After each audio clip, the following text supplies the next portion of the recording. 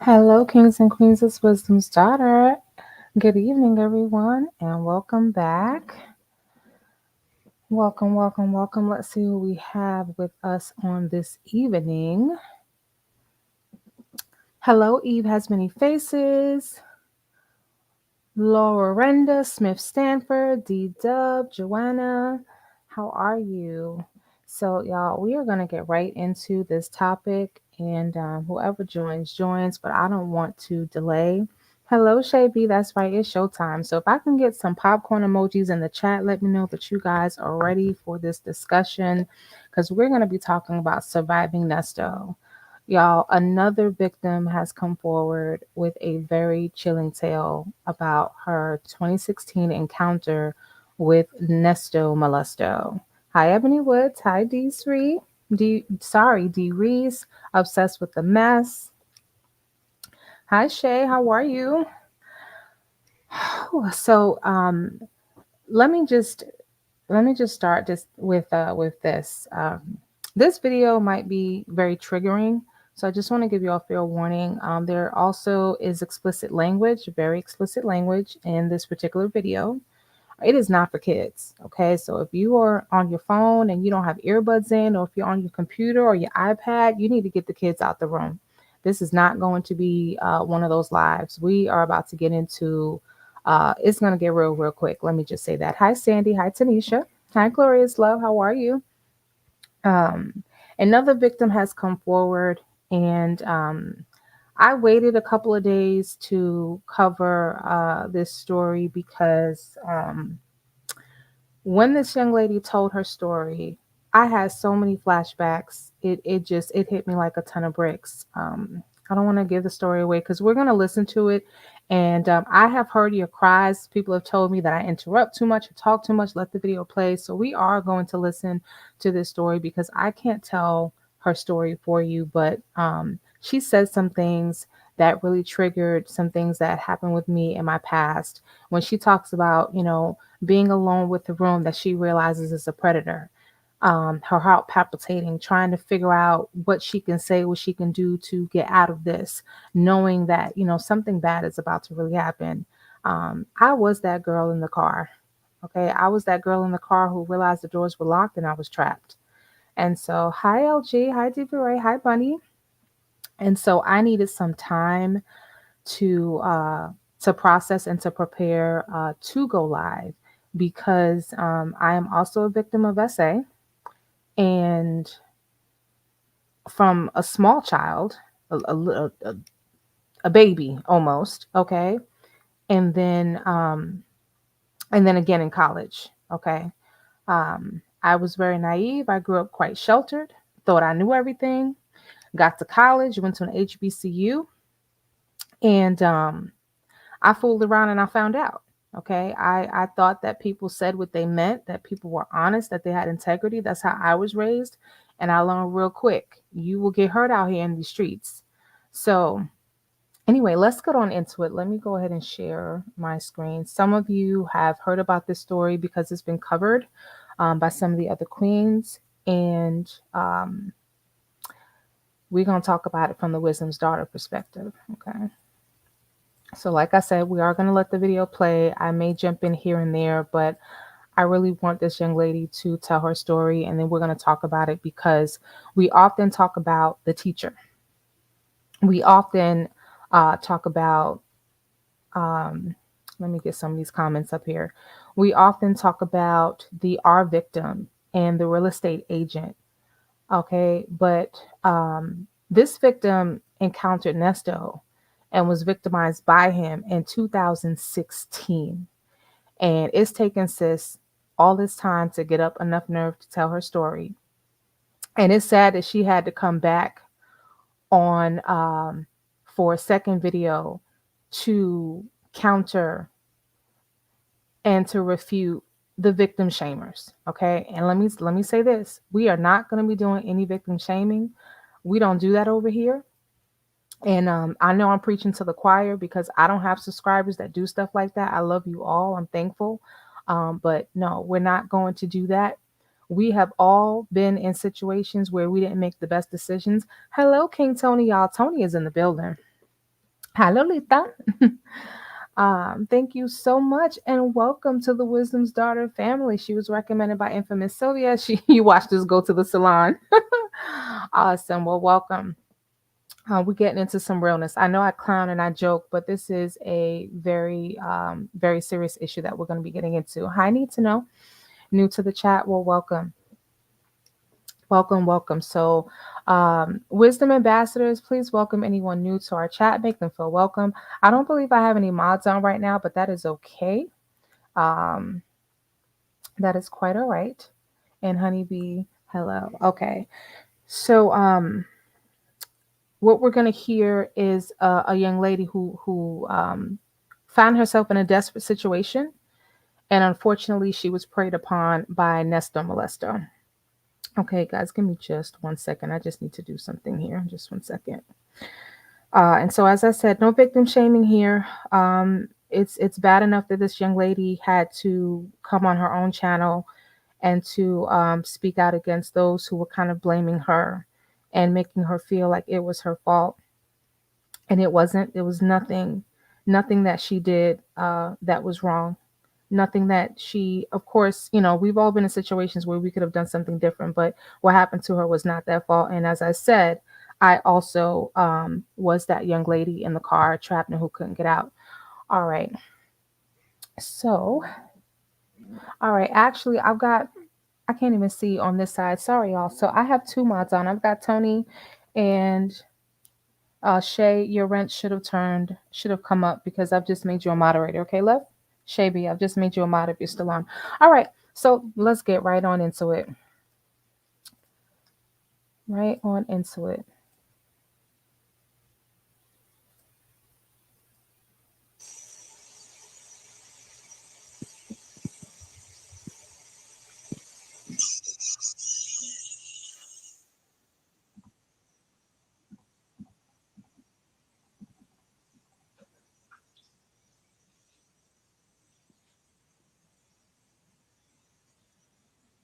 Hey guys, can y'all hear me? If y'all can hear me, perfect. If not, the first part is get ready with me. I just hopped in the shower real quick, so that's probably why you hear background noise. I'm popping out, so that's giving you guys some time to get in here, so that way I don't have to like start over or go backwards and kind of repeat myself. So I'm giving people like a good 2 minutes while I finish showering to come in, and then I'll start when I like start putting on my makeup and stuff.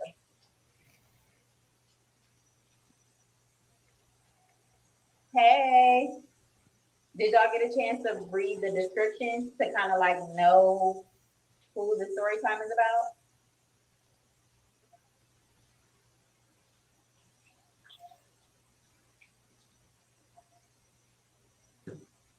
So y'all, this is Yes, I'm Hazel. Some of you are familiar with her channel.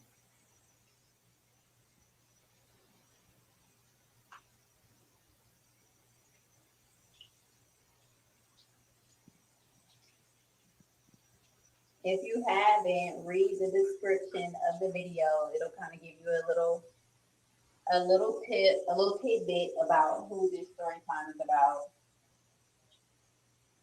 Yeah,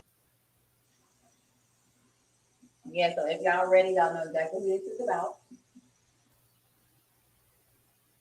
Very long time. You know, you guys got plenty of story times of things that happened well after that, but I purposefully didn't speak on that for the longest. I just wasn't really comfortable. Um, I don't know. And right now, to be quite honest, I'm in a space where, like, whatever.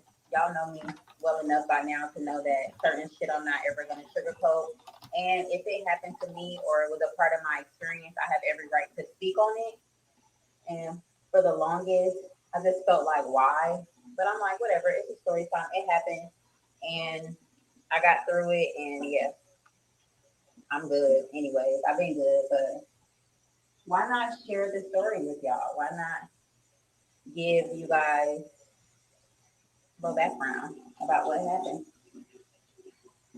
to me when I was 22 years old? Was it 22? It was about 8, 9 years ago. So yeah, I was like 22. I had just had the girls. They weren't even one yet. Alrighty. As long as you guys read the description, you know exactly what this video is going to be about. And as I continue to get ready, I will talk about it. So basically, that hold on. And as you guys see, to be quite honest, like everything happens for a reason, and I always knew that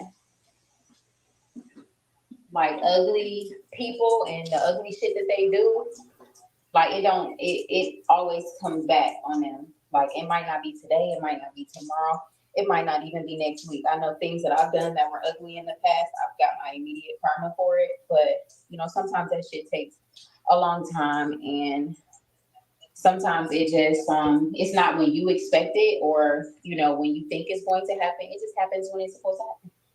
And for the longest, I like 2017, 2018, you know, those years, I kind of was like watching, watching as things just progress in a positive way for this person. And I wouldn't say jealous or mad, you know, I was just a little confused as to like how a person so vile and so nasty could be receiving blessings. Like it was really confusing to me. She is talking about Nesto. And he talks about his blessings and about God a lot on all over his IG. And other people have commented, "Oh, the Lord is blessing you, and won't he do it?" And it seemed like this predator who violated her more than once is doing well for himself. And it appeared that he was being blessed. It appeared that he is being blessed. Well, we know where he is now. So that was a big part of why I didn't say anything initially, because I'm like, well, damn, you know, like I don't even know if my voice will be heard in this moment. Is this person's bigger than me, or this person is, you know, in a relationship with a really big person, and their outreach is further than mine. So why the hell would I even dare say something about it? Because I don't feel protected in this moment. So why the fuck would I ever speak on that? So I think that was a lot of the reason why I just didn't say anything, because I didn't feel like there would be any consequences for those actions at all. Just felt like it was one of those things where you kind of just like, you got to take it on the chin and move on and act like that shit didn't happen. Kings and queens, I have the chat in subscriber only mode. So if you do want to participate in the chat, you do have to subscribe. For those of you who may be new to YouTube, there is no fee or no cost to subscribe. You just literally hit the subscribe button and you'll be able to participate in the chat. So, um, basically, back in 2016, I had just had the girls. A lot of you guys know that I used to be a dancer before I had the girls. That's where I met their dad and everything. And when I got pregnant with the girls, of course, that's a complete lifestyle switch. Their dad went to prison when they were 4 months. So I was like by myself outside, pretty much fending for myself, and I had twin babies to take care of. Well, of course, we all know that as women, when we get pregnant, our bodies go through these changes, and a lot of these changes we don't expect. Like, you can't tell me based upon your experience how my body would look after I had babies. So I wasn't able to get hired immediately back at the club because I didn't look the same. My body wasn't the same. I had stretch marks. You know, I had a C-section scar. I have keloid skin, so you can only imagine how that looked. My entire body was lighter than my belly. You know, my skin had stretched so far because I was so small that I just had a lot of extra overhang. It was a lot of things that made me self-conscious about my body, but I had tried to go back and get a job, and it was unsuccessful. I went back to Magic. I went to where else did I go? I went to a couple clubs. Magic was my first option, and he just told me basically in a nice way to like take it easy, you know, enjoy my babies, and come back after a couple months. But I know it was my body and the way that it looks because I see girls come back after 2 weeks of having a baby. And my babies were probably 6 months at the time. So it was, it was just different. So I had started trying to find work in other places, and I was trying to just find ways that I could support myself and my babies without being in a space where I was compromising my livelihood. Like I wasn't doing some of the shit, because my baby daddy at the time, he left me with resources to complete the mission that he was completing that got him locked up in the first place. And I wasn't comfortable with doing that because I didn't want to be like both parents can't be away from the babies. And I commend her actually for not going that route with selling drugs, okay? Because it's very likely that she would have eventually gotten arrested, and then her twin babies would have been mother and fatherless. So definitely commend her for that, for at least thinking that part through. So I didn't pick those habits up. Instead, I started trying to use the resources that I already had, which was my body, of course. Like I could go work. I'm very pretty. Like I could just do shit at the club. Like even if I'm not dancing, maybe I could be a waitress and stuff like that. But literally nobody will hire me. So I'm like, all right, whatever. I started looking on Indeed. I started looking everywhere for these jobs, and I stumbled across this job at a barbershop. And basically, the job said that it was going to be, what the fuck did they say? So at this particular barbershop, they have men that are barbers, and then they have women that are like, not really like hostess. I forget what they called them back then, but they were basically at the barber's beck and call. Like you bring them everything, you make sure that they have like their combs, their brushes. If their clients need something to drink, you offer them something to drink. Like you're basically like just at their beck and call, like kind of like whatever they need, you're supposed to get it. And that's what the ladies are there for. So when I saw the job listing and I'm like, damn, I did go to hair school. I am a hairstylist. Like I can start here and then maybe I can learn how to be a barber. Like at that point, desperation was like at its all time high because what I never wanted to experience with my daughters was poverty in any way, shape, or form. Like I didn't want to know what that felt like. I didn't ever want to experience it. Like, yeah, as a child, yeah, with my dad, I experienced a lot of different things that kind of scarred me and made it a traumatic experience for me as a parent. And I never wanted my kids to go through that. So I was willing to, you know, not sell my body, but I was willing to like work in fields that I wasn't familiar with to make the money to support myself, to support my babies. So I was like, fuck it, it's a barbershop. I mean, I'm familiar with like cutting hair. They showed us a little bit of it in hair school, but I can learn and I'm very quick on my feet. And maybe if I could start in this position, then I can learn to be a barber. And then maybe I could be like the most bomb female barber out here. Like my mind just started going crazy at the like possible opportunities that this position could present to me. So I reached out on the ad. They told me to come in and meet with the manager. And the manager at the time, her name was Miss Jones. So when I got there, I dressed really cute. I had these like lace up brown boots. We are going to take a look. Um, we're going to take a look at Miss Jones. Okay. I found her IG, and I'm going to show you what Miss Jones looks like. There is a picture that's going around. You can't really see her face that well. Her face is all over Nesto's Instagram, Nesto's Buckhead, but unless you really know who you're looking at, you don't really know. But I'm going to show you who Miss Jones is and what she looks like. Okay.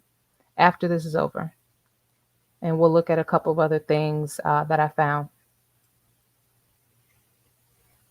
That I always used to wear. And then I had on like this, I don't know if it was like a cardigan jacket. I don't know if that's what you would call it, but it was almost like trench coat style because it was kind of kind of warm, but it still had like a kind of chilly vibe to it. Like it was just now kind of moving into the summertime. So I had on that jacket. I feel like I had on like a long kind of like skirt, but the boots kind of met the skirt. So it looked like it was a full piece.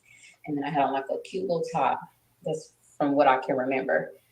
So when I get there, I pull up. She tells me to meet them at a certain time or whatever. So I get there and um, Immediately when I pull up in the parking lot, now mind you, this place is in Buckhead, which I'm like, okay, that's a really good area. It's a barbershop in Buckhead. I never heard of it, but let me go try to see what what it's about or whatever. So I go up there, I get out the car, you park behind the building, and I get out the car and I go inside of, like, I'm walking inside the place. So as I'm walking into the barbershop, because I called the Miss Jones lady who I had been speaking to all this time and told her I was there, and she directed me to which door to come to. She didn't want me to come to the front door. It was like a back door that all the employees and stuff come through when they come to work. So she directed me to come to a set of stairs in the back of the building, come up the steps, and then they would let me in the door. As I'm walking to the door, though, I see a gentleman. He's standing outside talking to somebody, but he's standing by a car, a very nice, luxurious car. And he's standing there talking to somebody. I don't know who he's talking to, but literally from the time I stepped my foot out the car to the time I got to the steps, their eyes followed me the whole time. So I get in the building. Now, mind you, um, I'm not knowing that this person that I walked past happened to be the owner of the barbershop. I didn't know that. I just thought it was guys. It happens to me all the time when I'm walking outside. They be gawking at me and shit when I walk past. Like, it's nothing new. So when I got out the car and started walking towards the door, like, I had no clue who this person was. I just see two guys staring at me as I'm walking to the door. And in my head, I'm like, okay, great, confirmation. I look good today. This should seal the deal. Like, there's no way that they'll tell me no. I should be walking away from here with a job. So I go inside.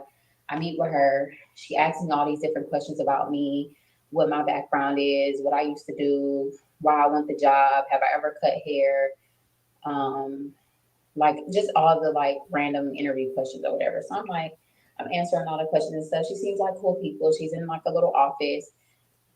Now I know that the office wasn't her office; it was his office. But while he's not there, she occupied the office because she's the manager. So I mean, he's not there a lot, so she was in there all the time. So she kind of like gives me a brief rundown on like the lay of the land, the law of the land, whatever, as it pertains to the barbershop, and lets me know the different positions that people are in, and lets me know like the different barbers that are in there as well. His son was one of the, I guess, celebrity barbers in there, so he had like a room off to the side, and the rest of them were kind of like in a common space. I don't remember how many barbers it was, nor do I remember how many girls it was. I only remember one girl in particular, and it's because to this day we have her cousin is a friend of mine, so I'm familiar with her, and I see her from time to time. But she worked in there as well. And when I kind of looked around, they have the women wearing like these black bottoms, these button-up tops, and we wear bow ties,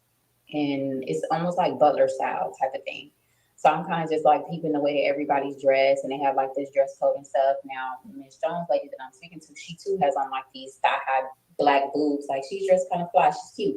So I'm just kind of like taking it all in, and she's telling me about the company and telling me like what they're looking for, all these things, telling me that I may be a good fit, but she can't pull the plug on me getting a job until I meet the owner. So I'm like, okay, that's fine. I'll wait to meet the owner. Like, when is that going to happen? Because at this point in my head, I'm like, I'm desperate for a fucking job. Like, I'm ready to work. So she tells me that the owner actually said he was pulling up shortly, and that when he gets there, she'll bring him in to meet me.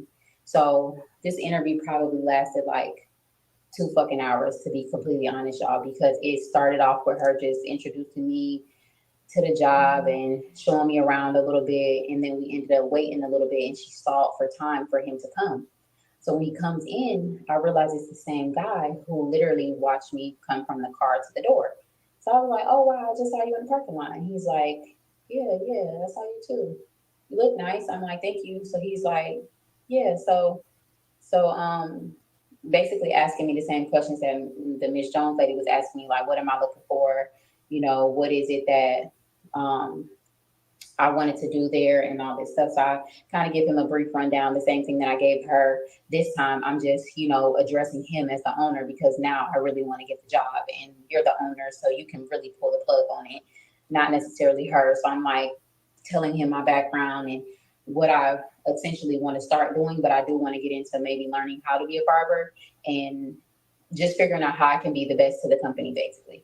So he's like, okay, okay, like, I like her. I like her drive. I like what she's bringing to the table. Like, I like her. Like, let's set her up with with a another interview, and then we're going to, after that we sign paperwork, and then after we sign paperwork, we'll move forward, we'll get you into training, we'll show you the training video, and then you should be all set to start. So I'm like, okay, perfect. So they tell me come back in like 2 days or so to fill out the paperwork. He tells me to wear all black or something. Like he tells me to wear the dress code. So I'm like, okay, it's looking like I'm about to get the job. Like I'm really excited. Come back. When I get back there, um, I go through the same way, get up there, and when I get up there, at this time he's not there, but it doesn't take him long to get there. He was kind of like right behind me. So she holds me in her office for a second, and we talk. She introduces me to a couple people, and then they direct me to go downstairs. So I had seen downstairs the first day when she gave me the tour. But so I was familiar with where we were going. They showed me it was like a little meeting area down there. It had a big old table, like a conference table where all these chairs were around it. So when we go downstairs, it's me, it's the Miss Jones lady, it's somebody else. The memory is like kind of shot now because it was so long ago. But I remember it being his son. It was maybe like two more people. We all go downstairs, and So, this right here on the right hand side of the screen is Dion. Okay, it's Dion, and actually, Miss Jones is in this picture too, and I'll point her out once we're done. We're gonna take a look and see all about Miss Jones. We're gonna get all up in Sis's business. All right. they all sit at the table around. They all sit around the table, and I go to sit, but he's like, "No, stand up and go stand over there." And he directs me to go stand in this like open area off to the side of the table. So I'm like, okay. And as I'm standing there, mind you, I had saw all the paperwork. He had brought all the paperwork down, so I'm seeing all the paperwork and seeing what I got to sign and stuff. But before he lets me sign the papers, he turns around and was like, "No, no, no, don't sit down. Go over there and stand up." So I'm like, okay. So I follow his orders. I stand up, and then he's like, "All right, strip." So I'm like, huh? He's like, strip. I said, like, strip what? He's like, strip down. I don't know if you're familiar with who I am, but I'm married to a very prestigious person, and we have a protocol here. We got to make sure you're not wearing no wires. So I'm like, okay. Like, at the time, I don't know who you're married to. I don't know what the fuck you're talking about. But all I know is how much I wanted the job and that I'm not like crazy unfamiliar with like taking my clothes off in front of people. Like it just was the background that I came from. So I contribute all of that to like my mind frame at the time. Like I'm not oblivious to like taking my clothes off and shit in front of people. So that part wasn't really as bothersome to me in that moment because like I'm fresh off of being a dancer and I'm like, all right, you say you want to see if I'm wearing a wire. All right, cool. Um, Tamara Palmer said, I know we all laugh and gag over the phone calls, but this is really a disturbing case and Ernest is sick. You know, it's not until this particular victim came forward with her story that the reality hits you how serious this case really is. I know we laugh at them folks because that's what I call her now. She doesn't want me calling her name, so I call her them folks. We laugh and we kiki and everything, but underneath all of that is a very psychotic. He's a sociopath. Okay, he is the definition. Nesto is the definition of a sociopath. Okay, he's very not even a psychopath, a sociopath. Okay, like Dahmer. Okay, Jeffrey Dahmer was a sociopath too. Very calm, very well liked, seemed like a regular normal person, and this man has managed to con and defraud a teacher, a successful real estate agent who had 200 grand that he was able to steal. All right. Um, this particular victim here, who, doesn't sound like she was necessarily destitute, but she was in a desperate situation and he took advantage of that. All right. He also conned a prominent radio personality that we all know as the CLO, the Chief Love Officer, aka Shirley Strawberry. Okay. Because Sis was conned too. Now, she may have known some of the stuff of what was going on, But he took full advantage of her to the point where she knew what was going on and allowed him to do, what he did, and went along with it. And went along with it. Okay, okay. All right. You know, this man has to be a sociopath to be able to scam and con and gain the trust of so many women, many of whom are well educated. I knew it was serious when I listened to the call when Sonia was reading the charges. I haven't been right since then. Yeah. Um, them folks got a wake up call. Okay. Literally in real time as she's reading the charges, she says, "Oh, uh, to the aggravated Sodom and Gomorrah. Oh, this happened the day I got out of the hospital." And then she's reading the charges. Oh, so that's where you were when I couldn't reach you. You was with the teacher. Okay. Lovejoy said, "Yes, I believe Shirley was kind too, especially with her always apologizing." Oh my gosh, the apology, the constant apologizing makes me sick to my stomach. you know, um, because this is not a situation where, she knew exactly who he was and everything he had going on, and she was afraid and she went along with it. Okay. This was a situation where she kind of knew some of his background, but he's moving and it's the glitz and the cars and the glam and this, that, and the third, and she's choosing to overlook some stuff. But had she known then what she knows now, I can't believe in my heart that she would have married this man. I can't believe it. I can't believe she would have married this man. Right? Tamara said there's no way all those charges are bogus. It can't be. It's too many people. It's too many people. But we're gonna get back to this story because she's about to, and I'm gonna I'm not gonna put so many photos up on the screen because I want you to really tune into what she is saying. And I swear, I don't know how anyone can listen to this woman's story and still feel like this man is innocent, because it chilled me to my core, to my absolute core, hair standing on the back of my head. Mm, yeah, y'all know when I sigh that it's heavy. It's heavy. So he makes me take all my clothes off. So I leave my panties on because I'm on my cycle at the time. I had just got an IUD put in from the girls, so my cycle was irregular.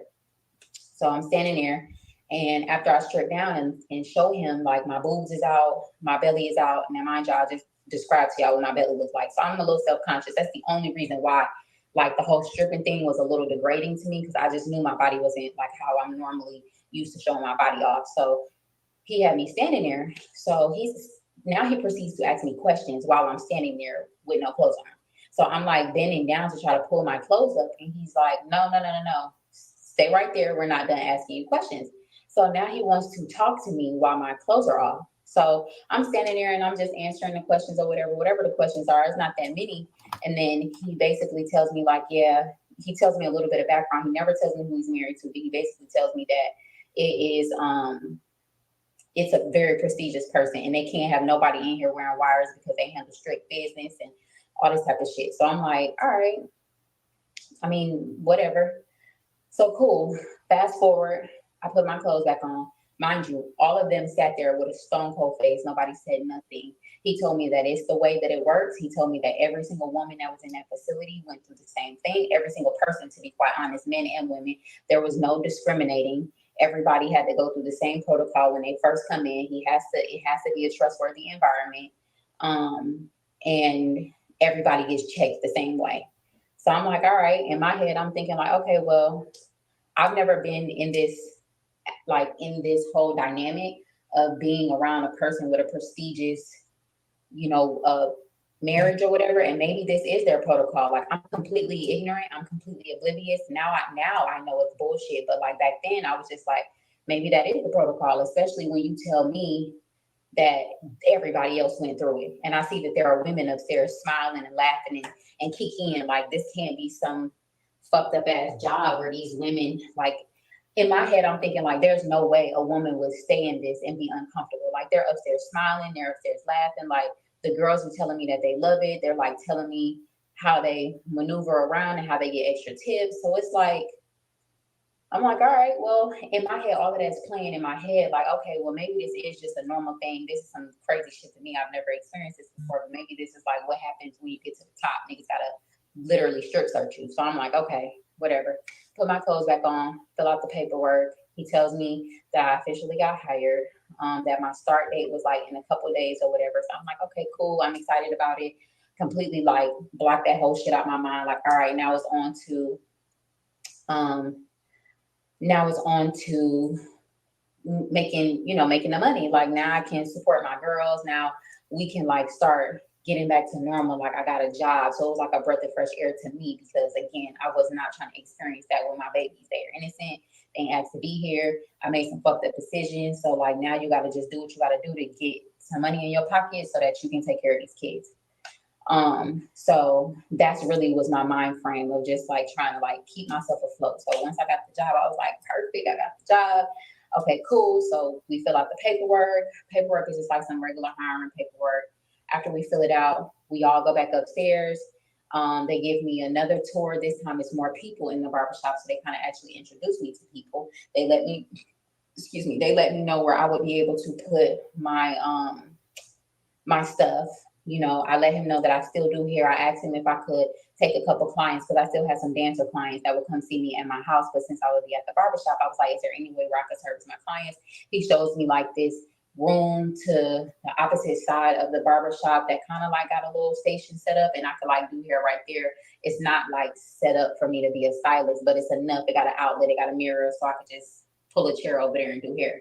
So I'm like, cool, like at least now I can double. I can make money at the barbershop as the whatever the fuck they were called, and then I can make money doing hair. Like I could pull some people in here. Now I have a location I could send them because right now I didn't have no place to bring them. Like I was working out of my house.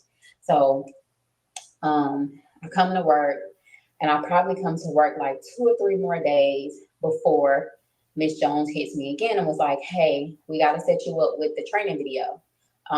That's the very next step. Like I see that you kind of like blended in already. We got to set you up with the training video, whatever, whatever." So he comes in and he and I are now talking about like other things, other like expansions of the barbershop. He wanted to start a like men's grooming spot. He wanted to like do all these things. And I still to this day have the whole PowerPoint presentation that I laid out for him to show him the men's grooming spot. And like, cause I'm very like, y'all know this about me by now. Like all my shit just looks pretty. I've been that way. Like I've been like on my brand and shit. So I'm like branding the shit from the top to the bottom, like what the packages will be called, all this stuff because the barbershop had it was like full barber shop at the top, but at the bottom it was like plain and it looked like it was under renovation.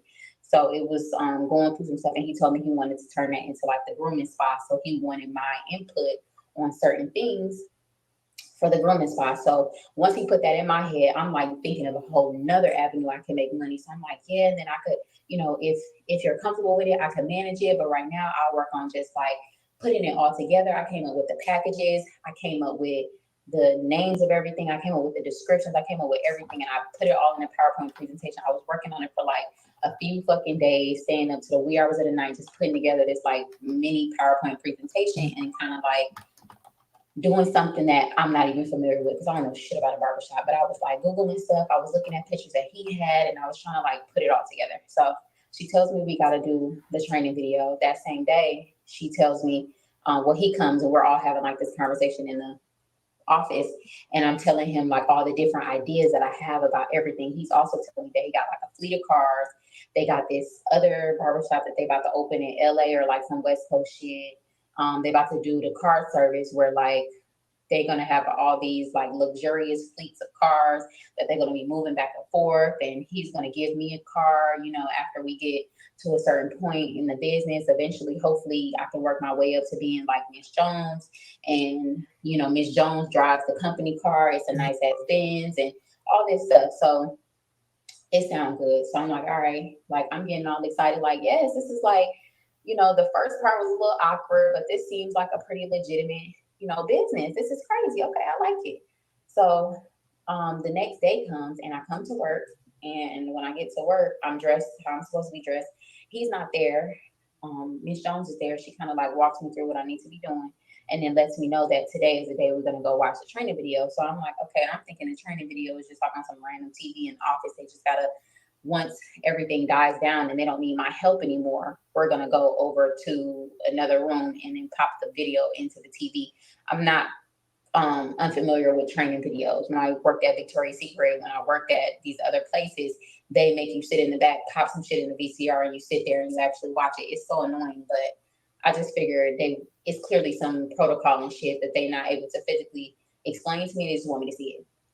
So I'm like, all right, cool. So she tells me that we're gonna go, but we're gonna wait until business kind of like slows down, then we'll go watch it. So I'm like, okay, cool. So once business slows down, he comes back to the thing. I'm like, oh damn, I wasn't expecting him today. She's like, yeah, he's gonna come with us. So I'm like, okay, cool. So after everything is kind of like settled down at the shop, she's like, all right, come on, we about to go. So me, her, and him start walking towards the car. So I'm like, where are we going? She's like, we gotta watch the training video. So I'm like, well, where do we watch it at?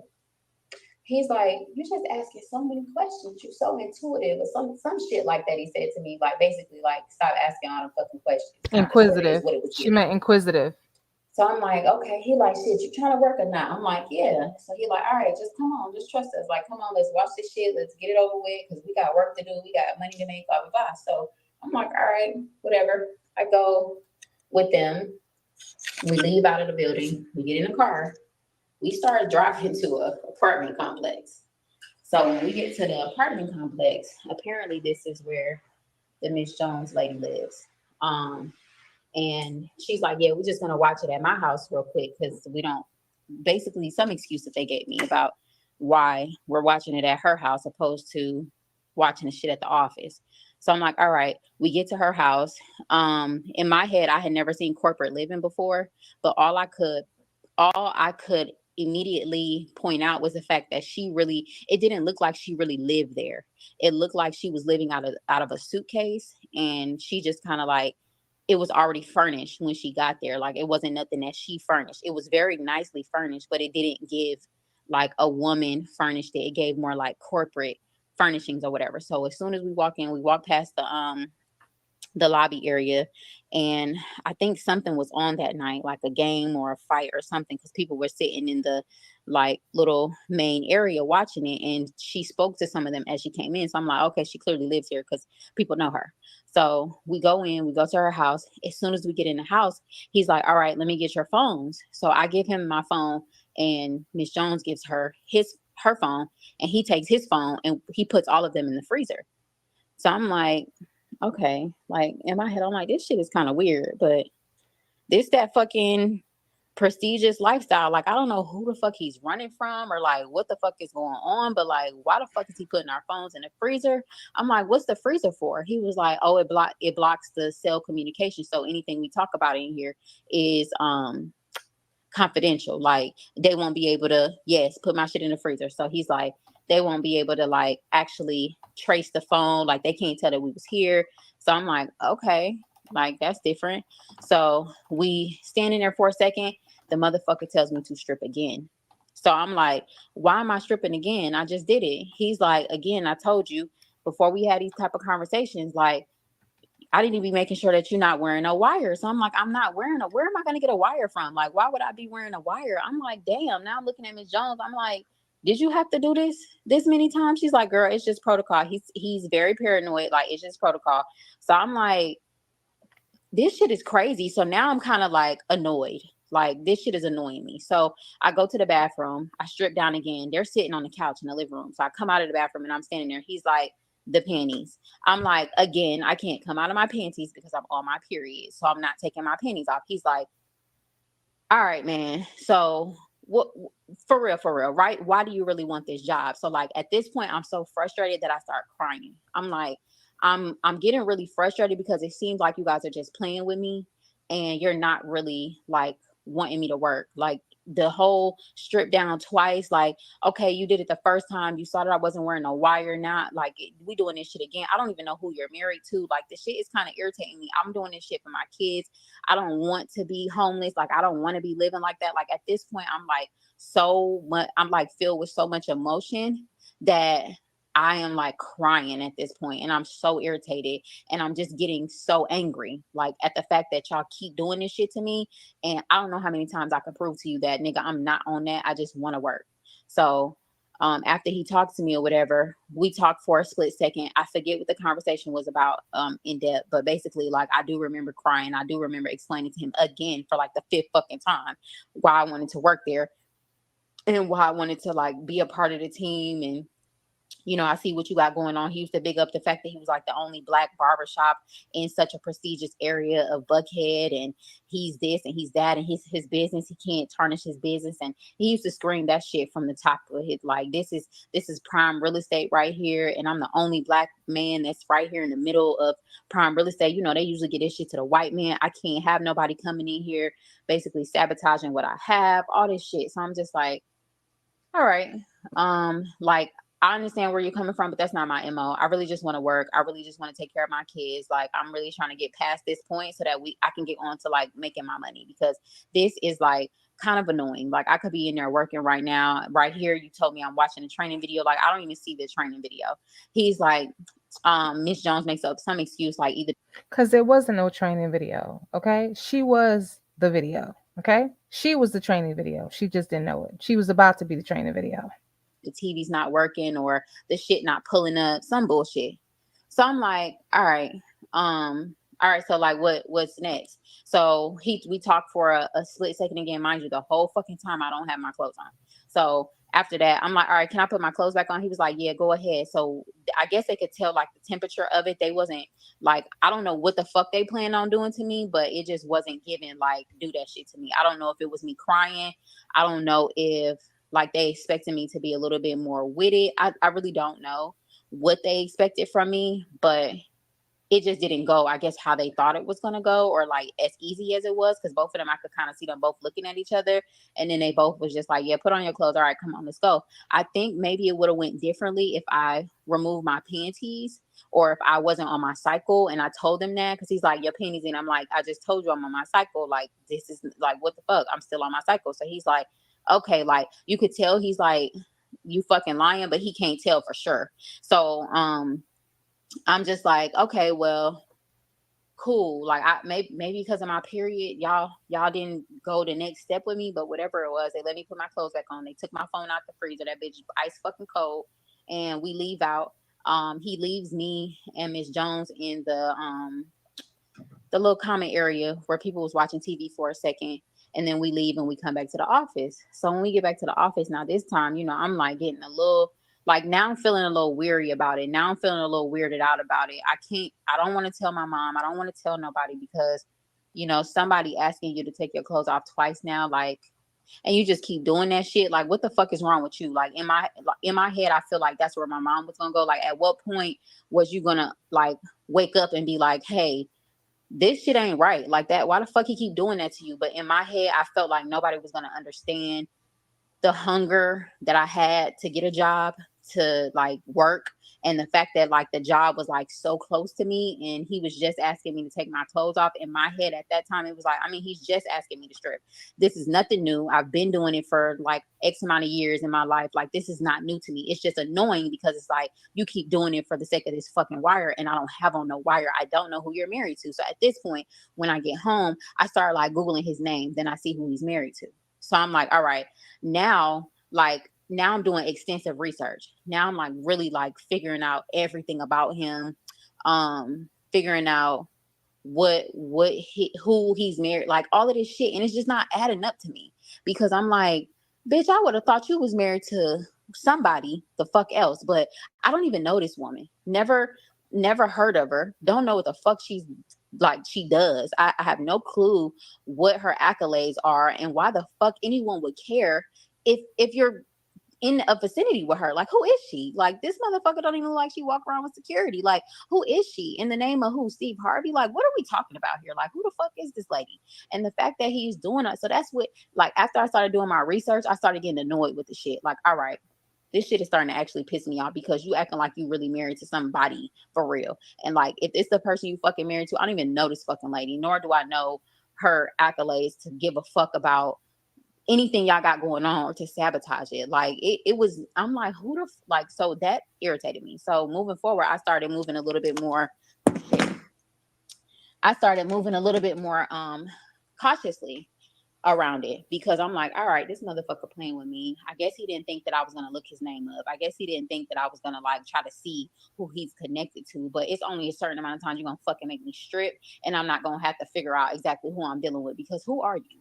Like, so now I'm starting to do the extensive research. I can't find nothing on the Miss Jones lady. Like, I'm just trying to Google stuff. I found his son. I found him. I found like he has a daughter. You know, I found some information to like, I found that he had a record, you know, and then he told me that he just got out X amount of time ago. So all of these things are playing in my head, and like so many different emotions are running through my head, because I'm like, would this nigga sacrifice everything to knock me down if I was to say something to somebody about the shit that really goes on in here? Like, would he be willing to like do that shit? Would she be willing to do it? Like, I'm one of the people that be watching the crime show, so my mind just started going crazy. So that was a big reason why I just was like, fuck it, I'm gonna just sweep it under the rug. I act like this shit is not happening. Like, this is ridiculous. So I think like the next week rolls by, and I had come to work literally unbothered for like maybe 3-4 more days after that. um, so I come to work, and after that, he tells the Miss Jones lady to tell me to come to work the next day. But when I get there, he damn near meets me in the parking lot. And when I get to the parking lot, he's like, "Hey, just ride with me. I got to ride to this tag place," because he had got this brand new like little military type Hummer thing. So he was like, "Just ride with me to the tag place, and then you can discuss with me everything you was talking about the spot thing or whatever." So I'm like, cool. So I hop in the truck with him, and we ride on to the tag place. Whole time I'm like having a conversation about the whole PowerPoint presentation I had created for him. So I'm reading it to him step by step. He like nodding his head like, yeah, I'm liking the way you think. I like the way you think, like all this shit. So I'm like, okay, cool. Like, we making some headway. When are you thinking this is gonna open? Like, when are you, like, all of these questions I'm asking him, and he's like, you know, every one little step at a time. We got to get the permits. We got to get this. We got to get that. So I'm like, okay, cool. So in my head, I'm like, great. Like, I did a great thing. He's happy with the presentation. That means that I might be in a good space to do, you know, like managing or something over there. So like, I'm thinking about all the different possibilities of like what what the job could bring me or whatever. So we get to the tag place, we sit down in the tag place, he handles his business with the tag. We get back in the car and we drive back towards the building. So mind you, the parking is in the back of the building. You have to drive down a hill, turn to the right, and like kind of drive down into the parking lot. All right, y'all. So I said it before, but let me just say it again for those of you who came a little after the live started. Please get your children out of the room. Okay, if you have small children that are in the room under 18, please get them out of the room now. I'll give you just a minute to do so. All right. And in the meantime, I'll just put up a couple of more comments because what she's about to say disturbed me so bad. All right. And this is the part where she's really getting to what happened. Okay. So as I said, please get your children out of the room. Please make sure you have earbuds in. Make sure that you are somewhere where you can listen to explicit content without any issues. All right. Um, Positivity Speaks says, I used to work with someone like Nesto. I was a supervisor and he was over recruiting, and he used to do the employees that worked. Oh my gosh. He used to do the employees that worked under him like this. Whew. Yeah. All right. Mocha Wine said, hashtag allegedly. She never said his name, but we know who she's talking about. We have to be very careful what we say because a ninja that has nothing to lose is dangerous and quick to file a lawsuit. So that being said, let me go ahead and put this banner up. All right. Um, there we go. All right. Commentary on this channel is for the purposes of criticism, education, news reporting, and entertainment, which are protected under the Fair Use Act. Everything is allegedly. Okay? It's really alleged, but allegedly. All right? Okay? Allegedly, allegedly, allegedly. Thank you so much, Mocha Wine. for the reminder. All right. Get a few more comments in and then we're going to get back to it. Nesto Bridget Shepherd, hi Bridget, said Nesto Lion has a very dark side, a demonic presence needing or wanting X from women at his will. Yeah. Some of you guys who may have been on one of the lives that I did or one of the videos I posted. Do you remember when I talked about the different laughs? Remember when I told you that he has, first of all, he has different voices. You notice he talks to Shirley one way, he talks to oh God, and just that whole video of the way he was talking to her when she found her voice and got fed up, but the way he was talking to her was terrible. The way he spoke to her, to Sonia, and called her the B word, was terrible. But he speaks to Shirley one way, he speaks to them folks another way. Okay. He speaks to the guys, Dion and Dre, one way. And he has these different laughs. One of them sounds like, kind of like a a little nervous, high pitched nervous laugh. And the other one, he says he laughs like that, which sounds very similar to his nervous laugh when he feels someone's lying. But Sonia said something, and I believe it was Sonia or Shirley, and his laugh was completely different. His voice was totally, I said, oh my goodness, I never heard that laugh before. Did y'all hear that? Okay. Do you remember the call he was on? This, I believe, is the September 11th call from 2023. I think it was that call. Yeah. He was on a call with them folks, and she was playing the radio station audio from when Shirley came on to apologize and tell everyone, what was going on with her and her husband. And she's talking about the storm. Oh, the storms were coming. And Nesto says, oh, she's right about that storm. And he says to them folks, yeah, remember, that was a real bad storm. Do you remember? And she's like, no, no, nope. Remember, I was in Florida. Riding my bike to the beach. And you was in a hotel. You said you was in a hotel. His whole voice completely changed. Why would you say that on a recorded line? It was like a complete, I'm like, what happened to the mush mouth? Completely different person. Okay. Now, he has multiple personalities. I don't believe that he has dissociative disorder. It's not like that. Um, but the dude is crazy. I mean, he's nuts. Okay. Oh God, I have to leave for third shift work tonight in a couple of minutes. Replay crew again. No problem. Thank you for joining, Bama Liz. No problem. In the description of the video, yeah. She says that the name rhymes with pesto. Okay, so we know who it is. Right? He's a gutter rat. That's what he is. He has different personalities for different people, situations, and purposes. That includes his laughter. He compartmentalizes his emotions, which is a common characteristic of sociopaths. All right, so that should have been enough time for everyone to get their kitties out of the room. Let me just put up the trigger warning and let's get back into it. So when we get to the parking lot, he parks his truck, and the truck has hella tents on it already. It's like a military style Hummer, like not the newer ones, but like the older ones that like that motherfucker is carries cannons on the side, like that type of Hummer. So he gets out the car and he starts dropping the seats in the back.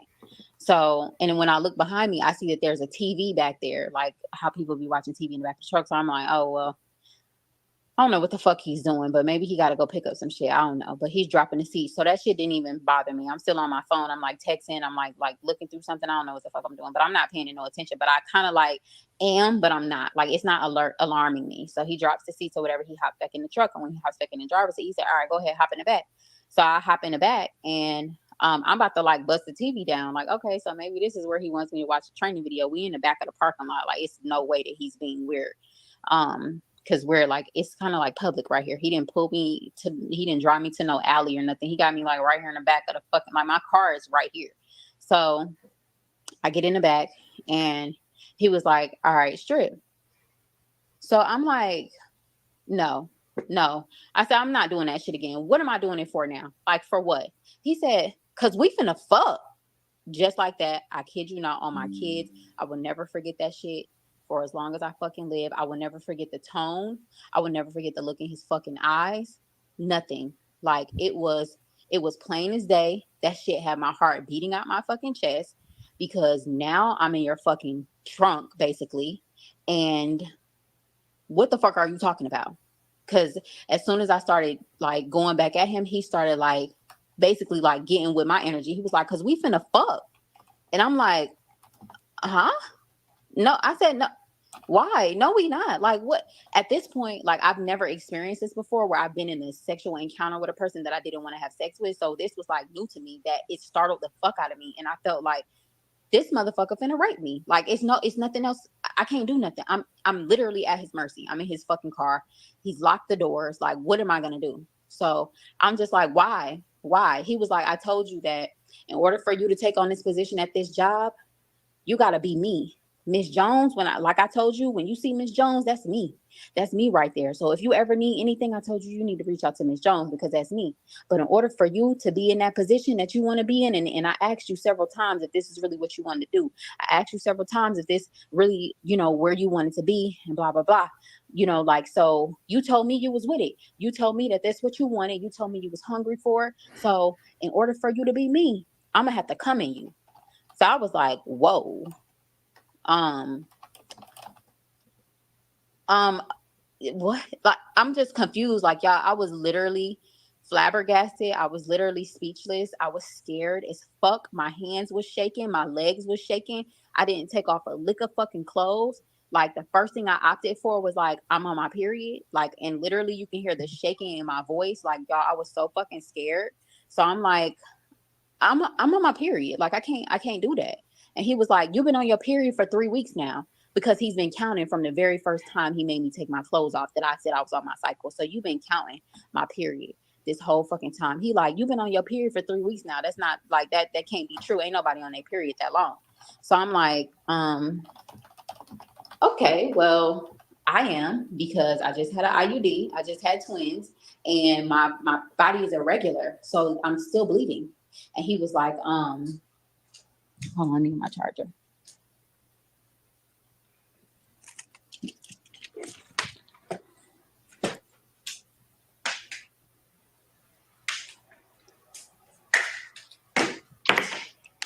So my body is still bleeding or whatever. And like I'm like, no, I can't. I'm on my cycle. So he's like, ain't no way, ain't no motherfuckers on their cycle that long. Like now he cussing and shit. He like, ain't motherfuckers ain't on their cycle that long. Like, I done been with too many women. Ain't nobody on their cycle that fucking long. Ain't nobody on their cycle that long. And I'm like, well, I am. Like I definitely just had a baby. I mean, just had babies, and my body hasn't regulated yet. Like I can't. I'm like, I'm bleeding. Like I would bleed everywhere. Like I'm bleeding right now. He's like, all right, so this is what I'm gonna do. If you're really serious about the job, like I told you, like I'm willing to give you the job, but I already told you in order for you to be in this position, in order for you to be me, this is just what it's gonna be. So I'm gonna give you another like week or so basically to kind of like clear your situation up, but we gonna revisit this shit. And I was like, okay, like that's fine. Like let me just see what my body does in like a week, and then we can revisit it. That's perfectly fine with me. Like I get it. I see what you're talking about. Like, now mind y'all, I am breathing hard as fuck. I'm so scared. So I'm like, yeah, like, okay, like cool. Cause at this point it's say what the fuck we need to say so you can get about this car. Because the energy, the shift in it was so fucking spooky to me that I was like, okay, yeah, bitch, you need to it's operation. Say whatever this nigga need to hear so you can get out this fucking car and go on about your business and get in your car and go. So whatever he was saying to me, and I was just like, okay, okay, yeah, that's fine. Like just give me like a week. My first time having kids. Like I don't know what's going on with my body. My body is kind of weird, but it might lighten up by the end of the week or something like that. He's like, yeah, but either way, I don't give a fuck. Like at this point, we just got to get this. Like we gonna have to get it done. So I'm like, okay, like yeah, just give me like a week. I'll be a little bit more comfortable, and then like that's cool with me. He was like, all right, cool. I'm gonna text you, okay? I'm like, okay, like that's fine, but I am like breathing hard as fuck. He was like, cool. So I climbed back over the seat, get the fuck out the car, y'all, and I literally never went back. I left all my shit.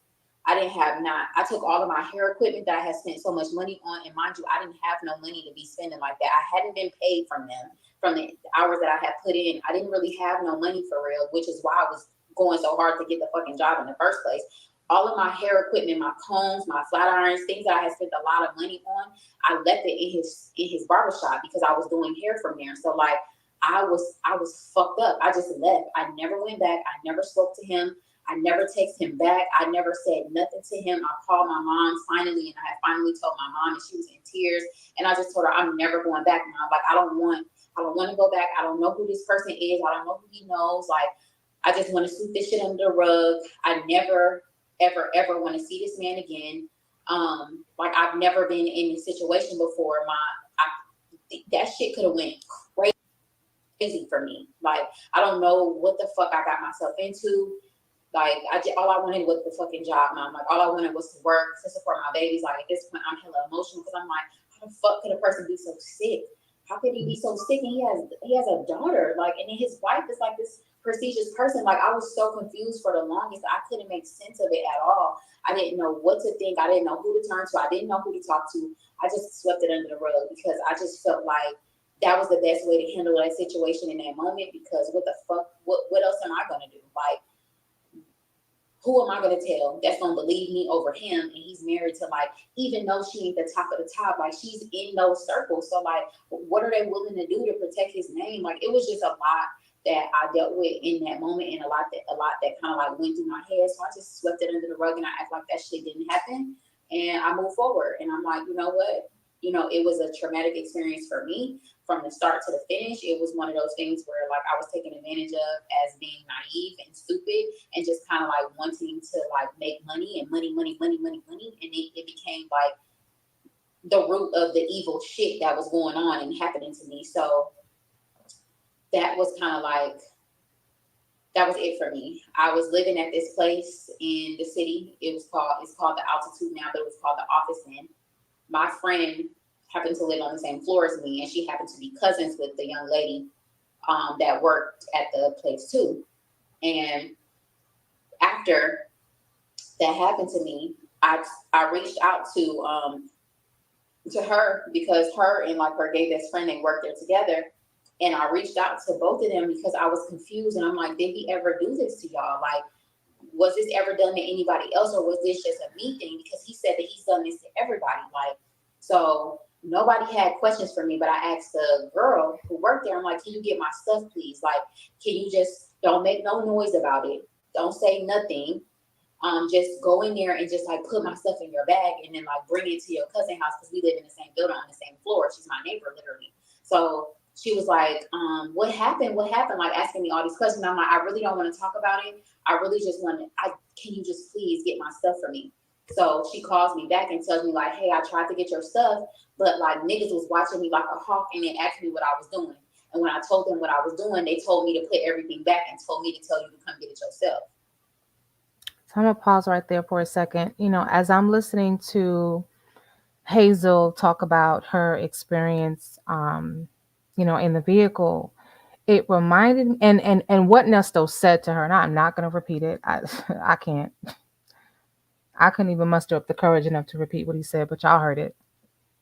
And but just listening to him say that, what he was gonna do to her, um, and to use, the C word, that he's going to, um, and her, and when you look at Miss Jones, that's me, and all of that. It reminded me of Tyler Perry's show Ruthless. Okay.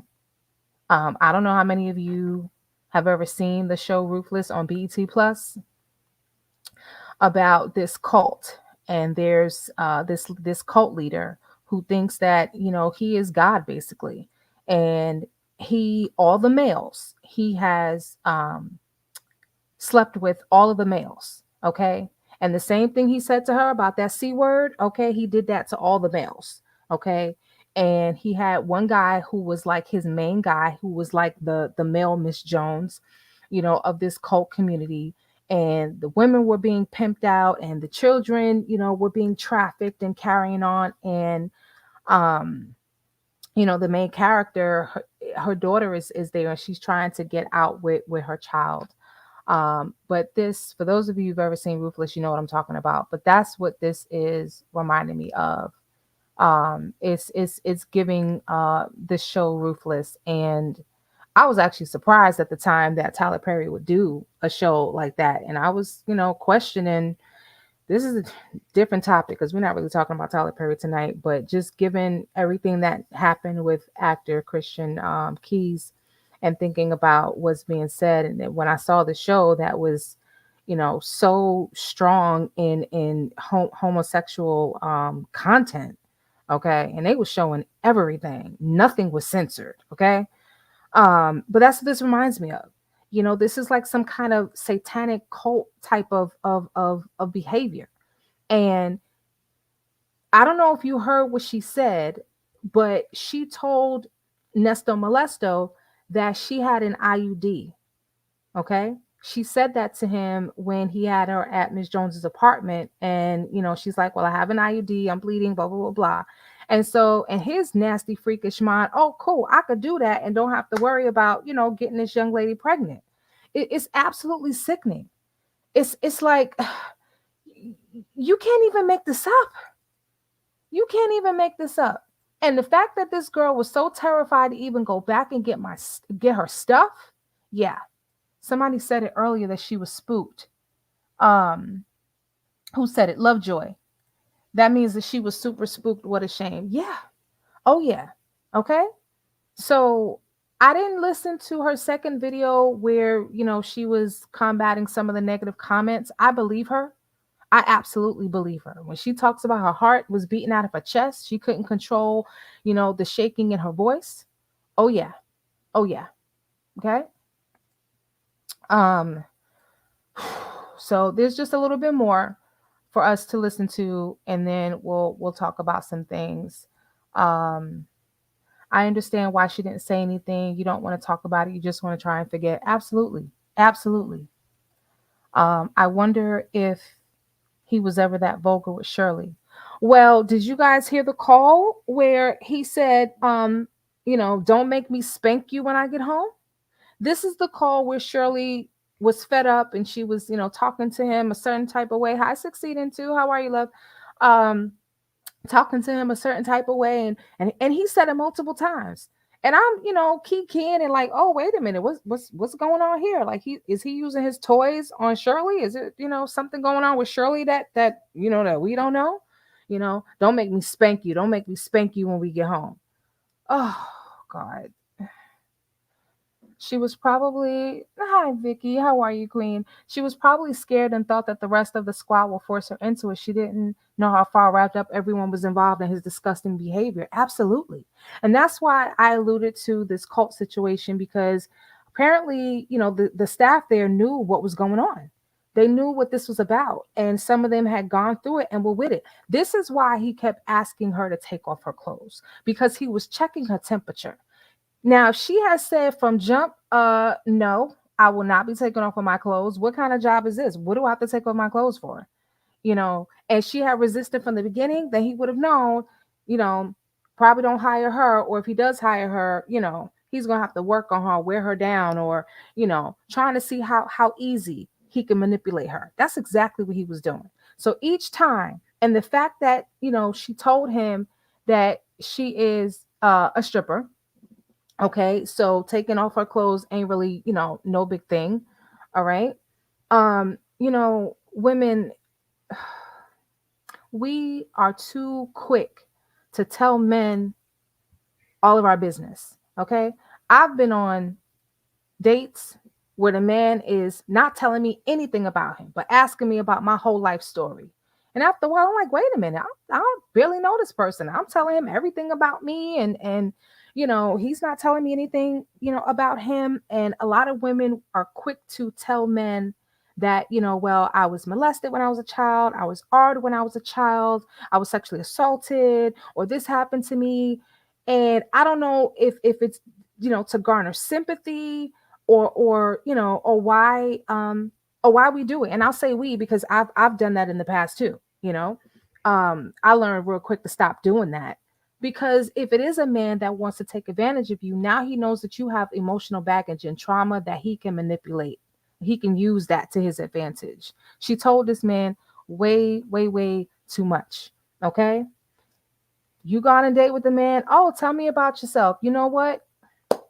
You don't have to tell him what kind of job you have and how much money you make and how many kids you have at home, and about the fact that you grew up in an abusive household, and your father beat your mom, and then she got a new boyfriend, and he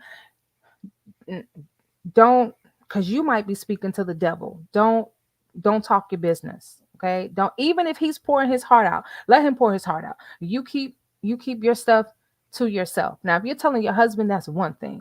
But if it's somebody that you just met and you kicking it with, until you really know who you're dealing with, don't tell him anything. Keep your mouth shut. My mom said to just listen.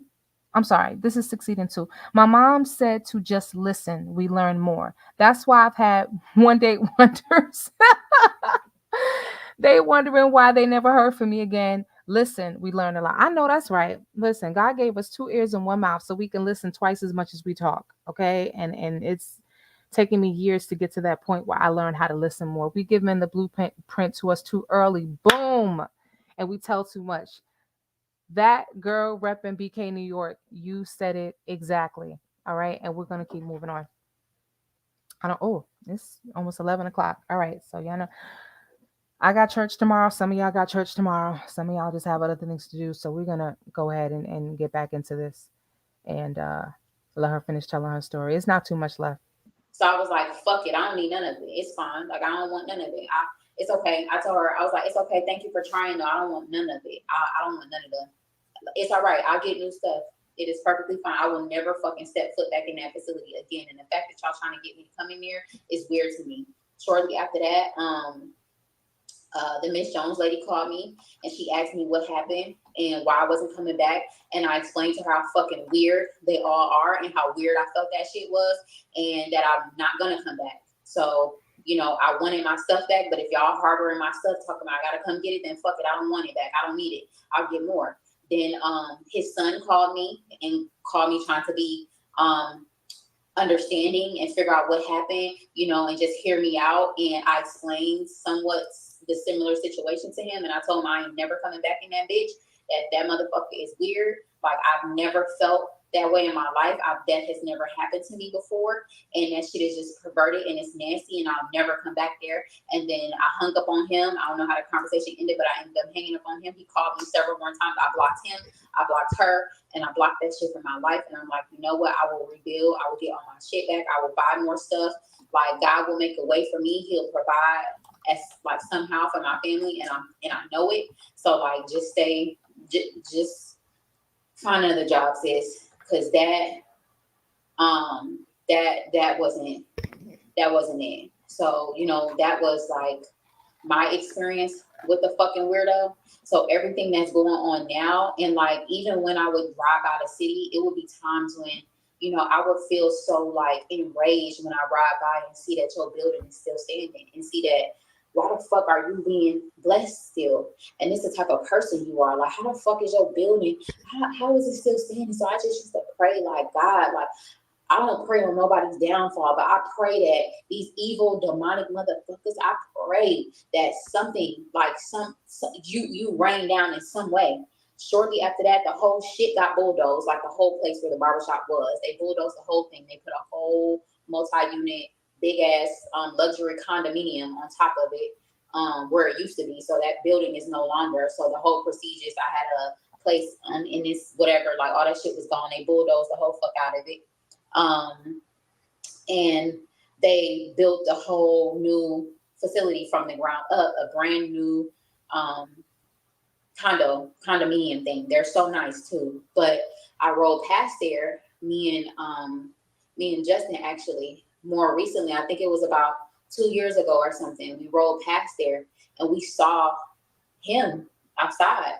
And the name of the building, it was still on the top. Like it was at the new place, but it was underneath it now in the like little things that they have underneath. So it was like he got uprooted, he got swept from the land and then came back. So when I see it and I'm riding in the car with him and I like literally lean my motherfucking seat back so far because where the stoplight made us stop, it was right in front of the store and he was standing out there on his phone. So I had leaned the seat back. He's like, what you doing all that for? And at that point, I had told him what happened to me. I had never shared that story, but he was just like, that nigga sick. Like, I can't believe that. And I'm like, yeah. So like, anytime I saw him, like, it just made my heart beat real fast. And I just like leaned my seat back because I felt like in his head, it's like unfinished business. Like, and I'm like, you know what? I don't want no parts. I saw him in traffic one time. And it was literally stop and go traffic, and our cars kept damn near meeting up with each other. And I kind of like was like, hell no, I'm not. I don't even want him to look in the car and see me. I don't want him to ever see me again. I want to be a figment of his imagination. And like literally, it never happened. Like I don't want to ever encounter this man ever again. So what I thought when me and Justin rode by was that he was moving in, and I'm like, how can this person still be like thriving? Like how? And what in reality was he was moving out. Like all of that shit was happening with his case. All of that shit was starting to happen with whatever's going on right now. Everything started to like shift, I guess, in his world. So that place is no longer there. It's something else now. But I'm like, this is so crazy that now all of the bullshit that was happening over the years is coming to light. I believe everything every single victim says because I too was a victim at one point. Like I believe every single thing. Like I'm not gonna victim shame in this moment because how dare me? Because that is how he is. That is him. And every sick thing a person is saying, I wholeheartedly believe it, even though that shit didn't go to the extreme with me. But I believe every single thing that is being said. And I used to sit and listen to the Steve Harvey show in the morning, and I would hear this lady read these letters, and I'm like, I should write a fucking letter because there's no way that you're sleeping next to a person like this and you don't know. Like you're giving us advice, and the person that you sleep next to every night, this is how this person does. Like there's no way you're out here giving relationship advice, and this is what's going on. Like I just, for the life of me, couldn't wrap my mind around her being oblivious to it. Like there's no way. There's no way you're oblivious to that shit. I don't know what the fuck. You know, I don't know. Queen of Hearts, I read some sodomy, some all type of, it's other shit. Like I don't even know. I haven't even dove into it because again, it's like a weird sick rabbit hole.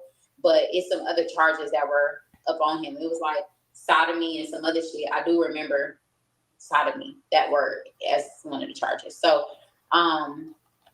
but yeah, that right there, I just couldn't really wrap my mind around like why that type of person was still receiving blessings and why things were happening good for them. And I'm fucking struggling or whatever. And I was just trying to do the right thing. How could this happen? Like, how could I end up in such a weird situation? But again, it was because I was going for the money, and it was because I was losing my dignity in the shit that built me to be me. And I literally lost my voice in the process. I didn't say nothing. I just let that shit happen to me. I was just like, well, whatever. This might be how it is. I've never dealt with a prestigious person. Like I'm just stupid. Like I was making sense of it all because I wanted the job and I needed the job. So I was like, fuck it. Maybe this is what's supposed to happen. I don't know. But once that shit happened, I definitely didn't look back. I spoke to my mom about it, and we just kept it pushing, swept it under the rug, act like it never happened. But that was my situation. That was what happened to me. I don't plan on taking it no further than this little story time. Like it's just I have a right to speak on things that happened to me in the past, and that was one of the things that happened to me in the past. It was one of the stories I glossed over for years because I didn't want to bring it back up. But like whatever. I mean, he's already dealing with whatever the fuck he's dealing with, and yeah. As my audience, y'all know I give story times, and y'all know that I'm pretty much an open book with the majority of the stuff that goes on. And that was one of the things that I struggled with wanting to talk about, but whatever, like I got over it, I got through it, and the man never penetrated me, thank God. So I just, picked up all my shit, whatever I had left, and I kept it pushing. But, it was one of those things, y'all. It was definitely weird.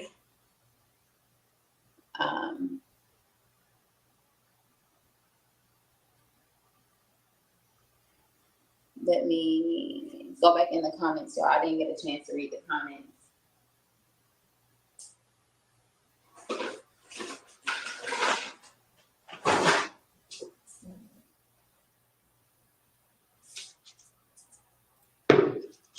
So I'm gonna pause it right here. I believe she's pretty much done actually telling her story, like the actual story.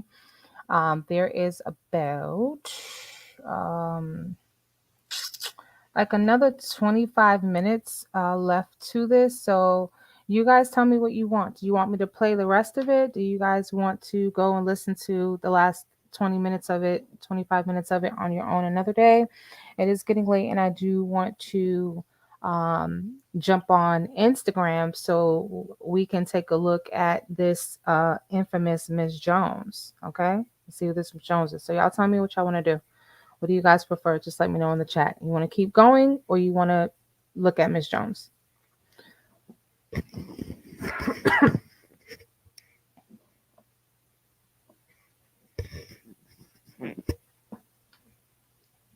Okay, I don't see any responses. So y'all let me know what you want to do. If you want to keep going at this point. Okay, so Glorious Love said Miss Jones. All right, so if no one else is opposed, all right. Tony B said let's look at Miss Jones. All righty. Also, someone is deleting Nesto's Instagram photos. Okay. Yep. Alrighty. So the jury is in and it has been decided. All right. We want to go be nosy and see what's going on with this Miss Jones. Okay. And I am again not going to say too much negative about this woman because it's very possible that she was the victim too. Okay. We don't know what this man did to her, if anything. And so I'm not going to be quick to jump to any conclusions. His pics have been deleted the last couple of days on IG. You're right. You're absolutely right. Someone else mentioned that, and I've noticed that pictures have been disappearing.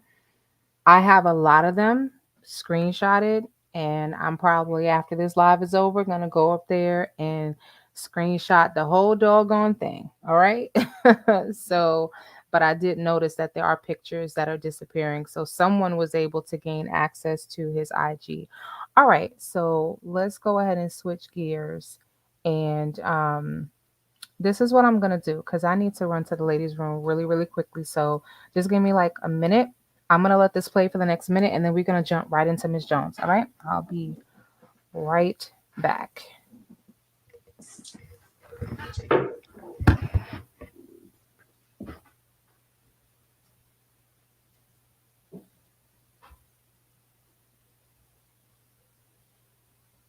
But yeah, that was my experience. And yeah, I lived through it, and I'm grateful and praises to the Most High, like my mom said, because hey, mama, that's who brought me through. Hey, Stigma, what you doing?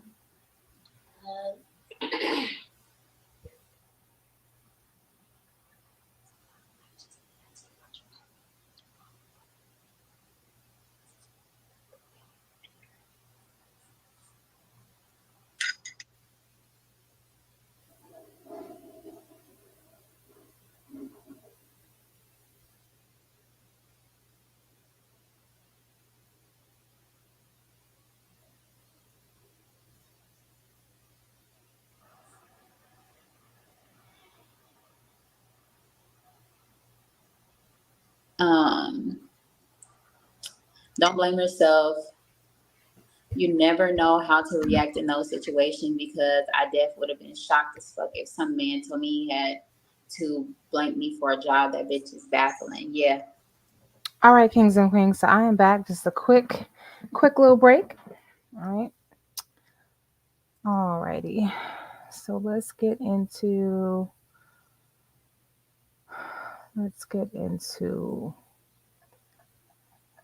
Nesto's Instagram. Let me hang on a minute. Let me just see what you guys are saying in the chat.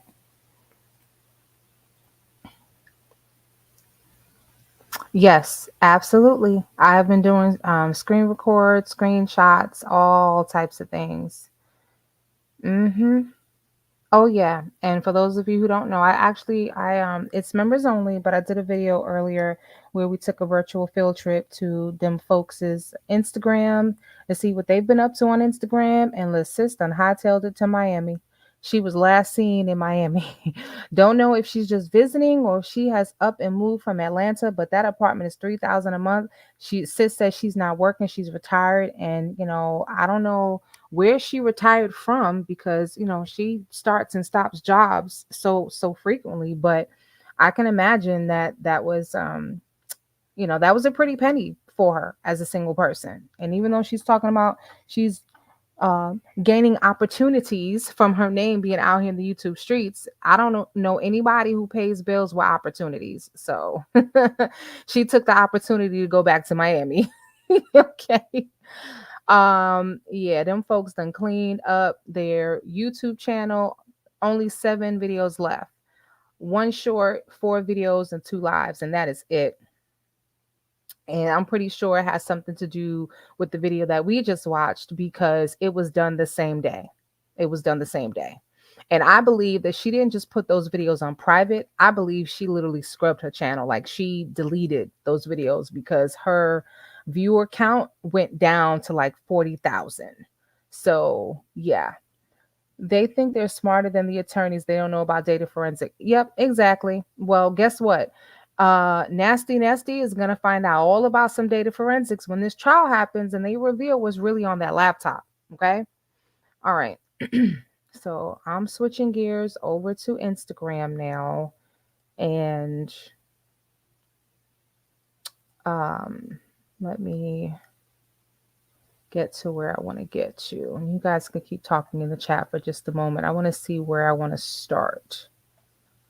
Where do I want to start?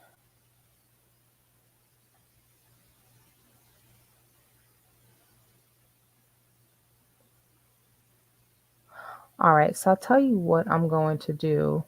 Let me do this. Let me, because I actually have the screenshots on my computer. So let me stop sharing for just a moment. Let me stop sharing. And let's pull up this document here. You guys keep the conversation going in the chat. Give me just a minute. Pull up these screenshots over here. I, I would be curious to know what them folks is thinking now, honestly, after hearing, because I have to imagine that she's heard about it. Okay, that she's heard about it at this point. I have to imagine that she's heard about it at this point. So I'm just curious to know, um, you know, if she's feeling any different. Because someone asked her one time in her chat if she found out he was guilty, would she stay? And she said that she wouldn't. So I'm very curious to know. Okay, I thought I could. Oh yes, I absolutely can. Okay, so let me share this screen now. Now that I have it up, let's put it over here. Move this over here. I'm just moving some things around, guys. Moving some things around so you guys can see what going on, as Nesto would say. All right, so present and share window. Here we go. Okay. All right. So many of you have already seen this picture. Okay, but I'm gonna show you what this really looks like. Let me get this off the screen for just a second because I want you guys to be able to see for real, for real. Okay. All right. So that's the infamous Miss Jones. Some of you have already seen this picture. Okay. Um, but you may not have seen. Oh, hold on a second. Actually, we can go to this one. So here's another picture. Okay. There she is right here. This is when Nesto was in the hospital. There's his son. Okay. Here she is here. All right. But this is her. Okay. These are pictures from her Instagram, her IG. Okay. I'm not going to actually go into her IG because I don't know if she also is a victim and I don't want everybody running over to her Instagram. It is open, it is public. All right. But this is Miss Jones. Okay, here she is. Here's another picture. Okay, you can see her in her gear. So I imagine that this might have been what she looked like, potentially when Hazel ran into her, or if she got the short hair version. Okay, but you can see this is the truck. You see his truck. It's the same truck that was parked in front of the barbershop where he's got the military suit on and the binoculars. All right. Okay. That's her. And I'm sure Miss Hazel is never going to forget her face. Okay. And here's some other pictures. I'll just scroll through. Um, Let me go the other way. I've been asking myself this whole time, how is it that Nasty Nesty, Nesto Finesto Molesto, has been able to con women who are educated, teachers, real estate agents, radio personalities, okay, women coming from an environment where, they have some street smarts, okay, women who had businesses. How was he able to do this? Okay, here's Shirley up in the mix. This was the Steve, well, I guess it was supposed to be the cast of the Steve Harvey Morning Show, but all I see is Shirley and I see Junior. Okay, there's Junior. There's Miss Jones again. This is the son, okay, and some of the other barbers, right? So I showed this picture earlier. That's her right there. Okay. We are going to go to his IG because there's some videos that I want to show you guys. Okay. And if anyone is getting sleepy or you're like, you know what, it's night time, it is quite all right. Just hit the like on the way out if you haven't liked the video. And you can always replay, but we're going to keep going for just a little while longer, maybe like another 20 minutes, and then we'll wrap up. Okay. Here's some screenshots. Remember the table that she talked about? The table downstairs. Okay. Mm-hmm. So I've been wondering all this time how he was able to scan, such upstanding citizens and women that I consider to be, quite smart or quite educated. And he was able to do it because he had women around him. Okay. Women like Miss Jones. Okay. Women that he was able to utilize to gain the trust of his chosen victim. Okay. Because when a woman's involved and she's telling you, well, don't worry, this is normal. We've all done it. No problem. There's no danger here. Okay. No, you're fine. I know it's a little weird, but we've all done it. Think about oh my gosh, why can't I call this name? This guy, Jeffrey, what's his last name, y'all? Help me out. I'm having a blank moment here. Brain fart. They just released court documents and names. What is his name? Jeffrey. I don't know why I'm blanking out right now. Um, Epstein. Thank you, Lily. Letita. Thank you, Letita. Okay, so do they call you Letty for short? Do they? I'm just curious. Letita. Do they call you Letty for short? Letty. Because I knew a couple. Epstein. Thank you so much. So Jeffrey Epstein had Guiane. Okay, he had her to help recruit victims for him. And, you know, not to say that this is what he's done in every single case, but there are a lot of victims out there, women that he has victimized. And, thank God Hazel escaped before, a serious crime was committed, but she was victimized. Okay. The fact of the matter is, she probably gets nervous and cringes every time she passes by what used to be his barbershop. Okay. I can totally understand that. Not even wanting to be seen. You're in a vehicle and her putting the seat back. Okay.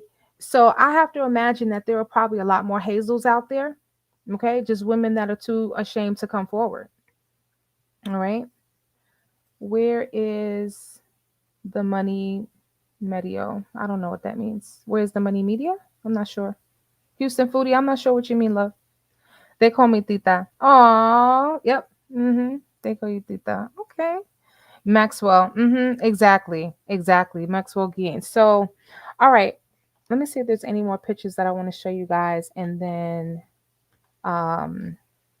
we will. I think I showed these earlier.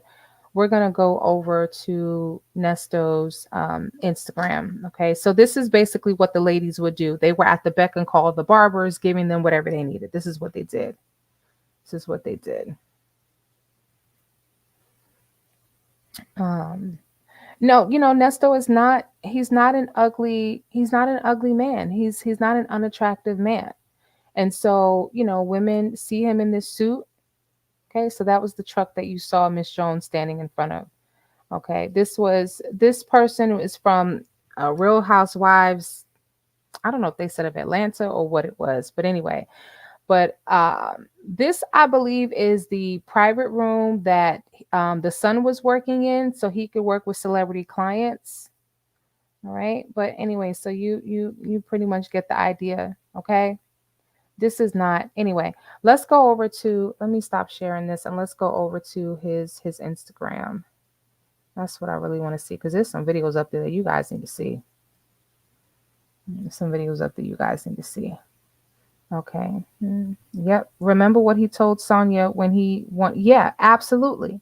The first date, he basically told her to go in the back and take off her clothes. And I'm wondering if she met him on his motor coach. Remember when she said she likes RVs?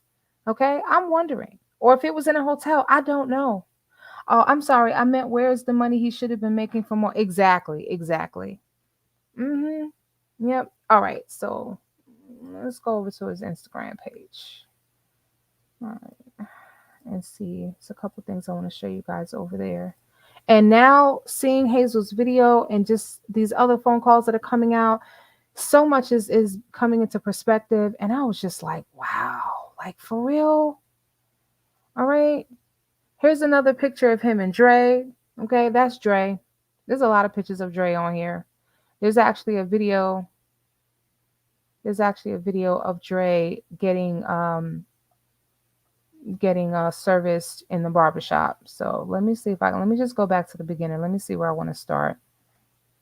I did have this queued up, but I've been looking at pictures and screenshots and stuff all day. So y'all forgive me. Hang on a second. Where are we gonna start? I want to make sure I start at the beginning.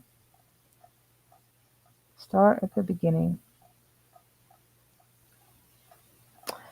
And yeah, this man has got he's got a lot of stuff on here. Okay. I'm gonna do a separate video about this one right here. This assistant, okay? Yeah, we're gonna do a separate video about her. Because I find it very interesting.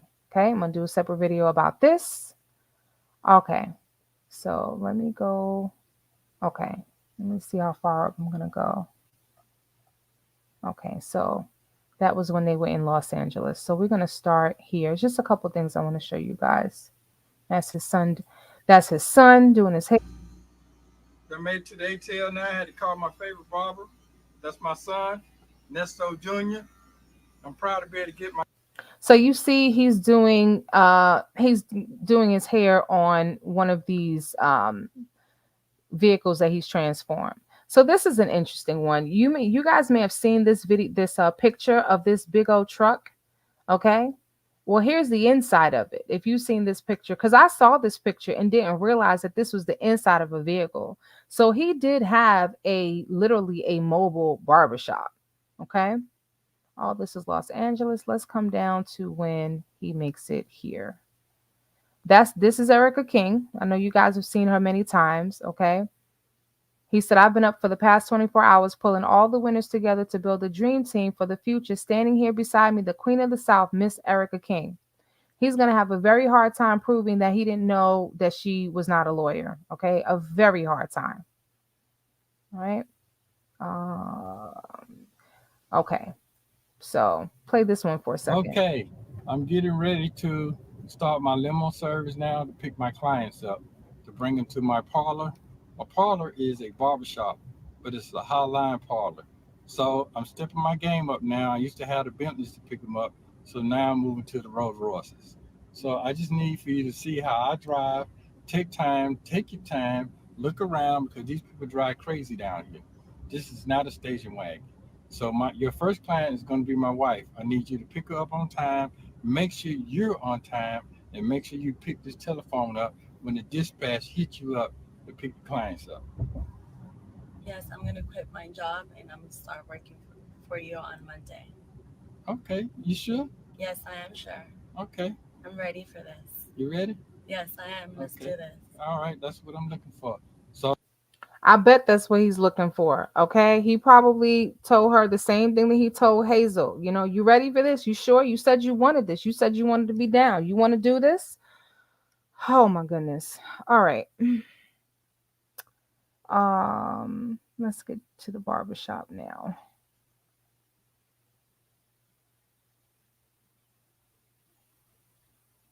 I've been wondering what happened to this dog.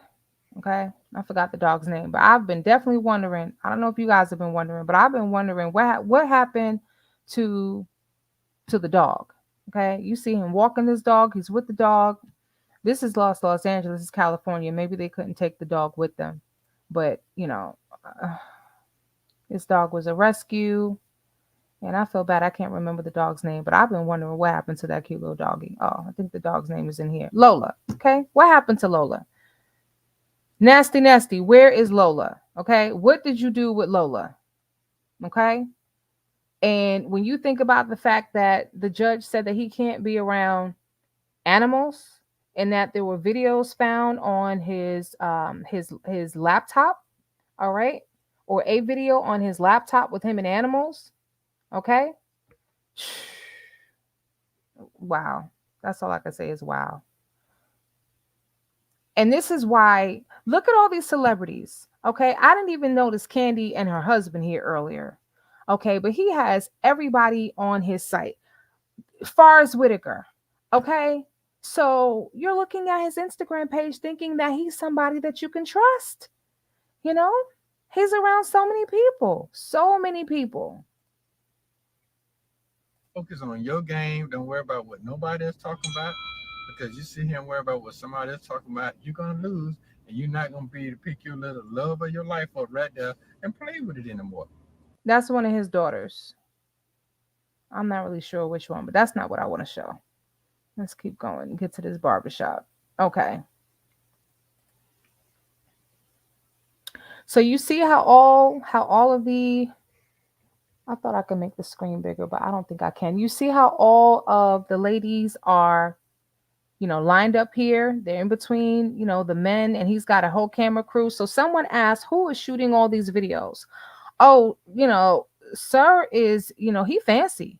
He has a whole video crew. Every video that he does, he has someone, excuse me, he has a camera on him shooting videos. Okay. Everywhere he goes, he's got a camera on him doing these videos. I gotta scroll, scroll, scroll.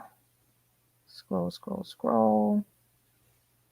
You know, he over here looking like somebody. So if someone's looking at his Instagram page, yeah, they're gonna assume that, he is someone who I think I showed this picture already, but that's right. He is someone who you can trust because he's got all these celebrities around him, Kevin Hart. Okay, we saw this picture already with the ladies in front of the bus. We're gonna see her in the video in just a moment. She's something else. Okay. And I don't know if they took that video down of the girls. Hold on. Going in the shot. Is the cameraman? See him?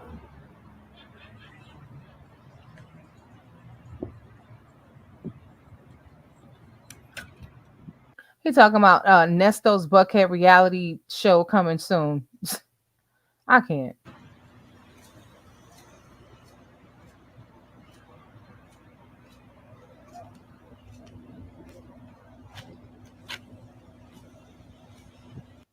There is a video that was up here with the girls coming out and dancing. It was on an episode of Married to Medicine. So even though they may have taken it off this site, it was on Married to Medicine. And you're right, a lot of things have been removed from his Instagram. Some of these pictures I showed already. So I want to get okay. Here's I'm gonna play the sound in just a second. So there's Miss Jones, and I want you to hear what she says and how she says it. Okay. Building and stuff. That's what you're good at.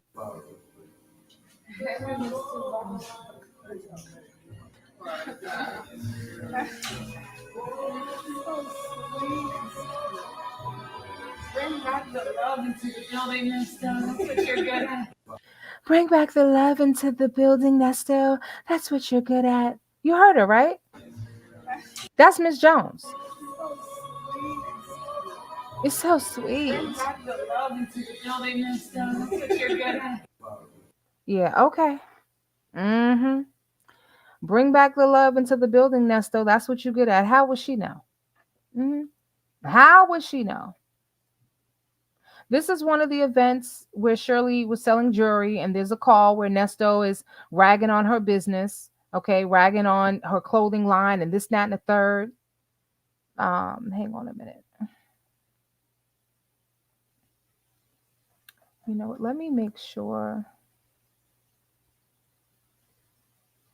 There's a video that I'm looking for.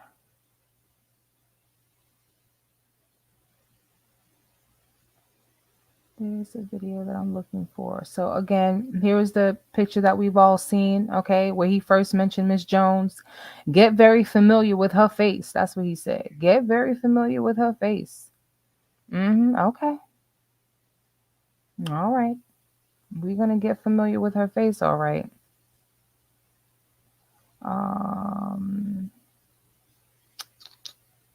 I just have to keep going, y'all. Hang on. Just have to keep going.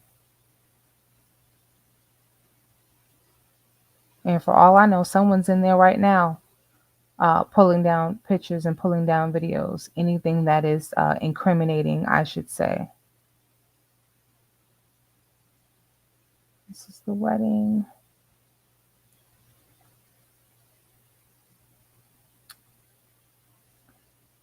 I've been in here so many times. So, okay. So here's a better picture of the inside of that truck that you've been seeing. Okay. Um, Listen, it's possible that this videos they took down just from this afternoon. Yep. Okay. Well, I'm gonna tell you one thing. I have some of it in my footage, but give me just 1 second. Let me just make sure.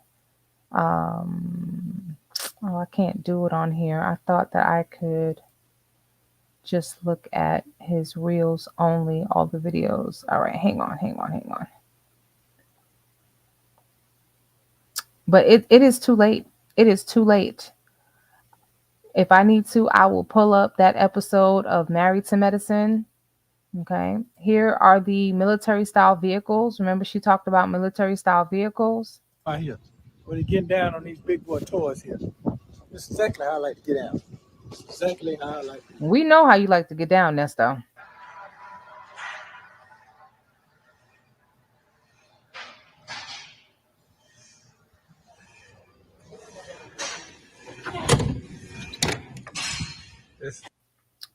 All right, let me see if I can find the video that I'm looking for. I may have to go on to another IG, because you know he has more than one. He has more than one IG. And maybe what I'm looking for is on the other one. But I'm gonna go through here one more time. Up, here's once again. Now I was under the impression that this was his car, but look who's stepping out of it. Okay. I'm almost positive that this is Nesto's vehicle. How you doing? Okay. Erica King. But he don't know she's not a lawyer. Get out of Atlanta. Oh yeah, you just can't stay. You gotta keep moving. Can't worry about what nobody's saying, what they talking about. They talk about Jesus, right? What they say about Jesus? They talk about Jesus. And what else? And and Jesus told them, let the dead bury the dead. Let the dead bury the dead. You keep it moving. You got goals, and if you start with your dreams, you'll be done. They over here doing Bible study. Right, I keep it moving, no matter what. You know what my people told me, my loved one told me? She said, don't let nothing stop you, not even her. I gotta respect that. Bulletproof friendship. I always encourage my friends to take their game to the next level and keep dreams alive. Yeah, like I said, he's gonna have a real hard time trying to say that he didn't know. Oh, here's another video I was looking for. This is a Want to good get one. in? Come on, then let me show you some players. This This is the Great is the Mobile. bedroom. Come on, let me show you. Yeah, this is the bedroom. Mm-hmm. Why does it look like that bed has recently been slept in? Sheets all over the place, pillows up here, pillows everywhere. Yeah, okay. The shower, let me show you Shower right everything. there. Gotta get it to you. Come on. Uh-huh. All right, here we go. Shower, room, hot tub. Let me show you upstairs where the players go at. This thing selling for $2 million. $2 million. I can get it for $700,000 today. All I need is 10 good players. Come on. 10 good players. Imagine how many deals we can cut in here together. 10 good players, just 10. Come on, players, come on. That's for all the cigar smokers, the football, basketball players. Come on now, stop playing. Get with a real player. Get on my team. I like luxury. You like luxury? Let's play together. There's a button, key code to get in. Come on, then let me show you some players. He needs 10 good players. Well, he was able to convince probably more than a few people, okay, to come up off their money. Here's another picture of Dre. That's his buddy. The only sensible one out the group. Only sensible one out the group. Here's a picture you guys have probably seen before. Erica King is tagged in this, although she's not appearing in this. She could have been the one who took the picture. All right. And let me go back. A lot of these accounts, right? I believe this is Davielle Jackson. She has like a feminine product business. Anyway, let me see if there's anything else with this barbershop, because they're definitely taking stuff down, because there's stuff that literally was up here earlier and that is gone now. Okay. Yeah. More celebrities, right? Yeah. And then I'm gonna jump over to this other IG, and then we will wrap up. There's Kevin Hart. Okay. So between the celebrities and the name dropping and, having women in the mix, this is how he was able to do it. This is how he was able to do it, you know? So, yeah. How are you? Good. This is my friend Janai. She's actually going to be one of the barbers on our other bus. I wanted to check out a few things on here. So, this bus is all about Nesto's luxury lifestyle. So we're going to have 3 more of these. That's the website that we're getting ready to look at now. That is the website we're getting ready to look at now. Not website, IG page. Sorry, y'all. Let me just see something. Kiara. Nice to meet you, Louis. I'm Ernesto's assistant. So I just want I'm Ernesto's assistant. Sounded like she almost said her real name, but anyway. I'm gonna click over to Nesto's luxury lifestyle, because I feel like there was something over here. It may not be, but let me just double check. Let me just double check. And then I'm gonna stop sharing for a second and see if there was something on that other IG page. Yeah, I don't think there's anything on here at all. Just his cars. And who knows, maybe they're taking videos down from here. But they definitely took down that video of the episode of Married to Medicine, when he had the girl come from the back and she's like, hey, and all the girls lined up and she's on the floor dancing and carrying on with her booty cheeks out. Oh God. All right, let me stop sharing for just a second. I'm gonna go to this other IG page. Let me see what you guys are saying in the chat. I'm curious about a girl with the green hair too. Yeah, his assistant. Okay, she introduced herself as his assistant. She's an influencer, but she was his assistant. Okay, yeah. She heard a CC say she was retired, and so she pulled that out, forgetting she had talked about having three jobs at one time and being short often on money. Then the call center position, right? Yeah, that was the last position she. If you're talking about them folks, that was the last position that she held. Was a customer service job that she apparently was starting in March, and by June or July, she's saying she's retired. Yeah, I'd like to hear Ebony's take on her relationship with Nesta. Yeah, oh yeah, oh yeah. Listen, I am not a big platform, but I will certainly try to reach out to Sis and see if she will be willing to talk to Wisdom's daughter. You know, I'll invite her to look at my channel to see what I do. Uh, yeah, but I would love to if she's willing to come forward to tell her story. Um, you know, because she walked away. She walked away. And I believe she's one of the ones who also attempted to warn Shirley not to marry Nesto. Okay. Not to marry him.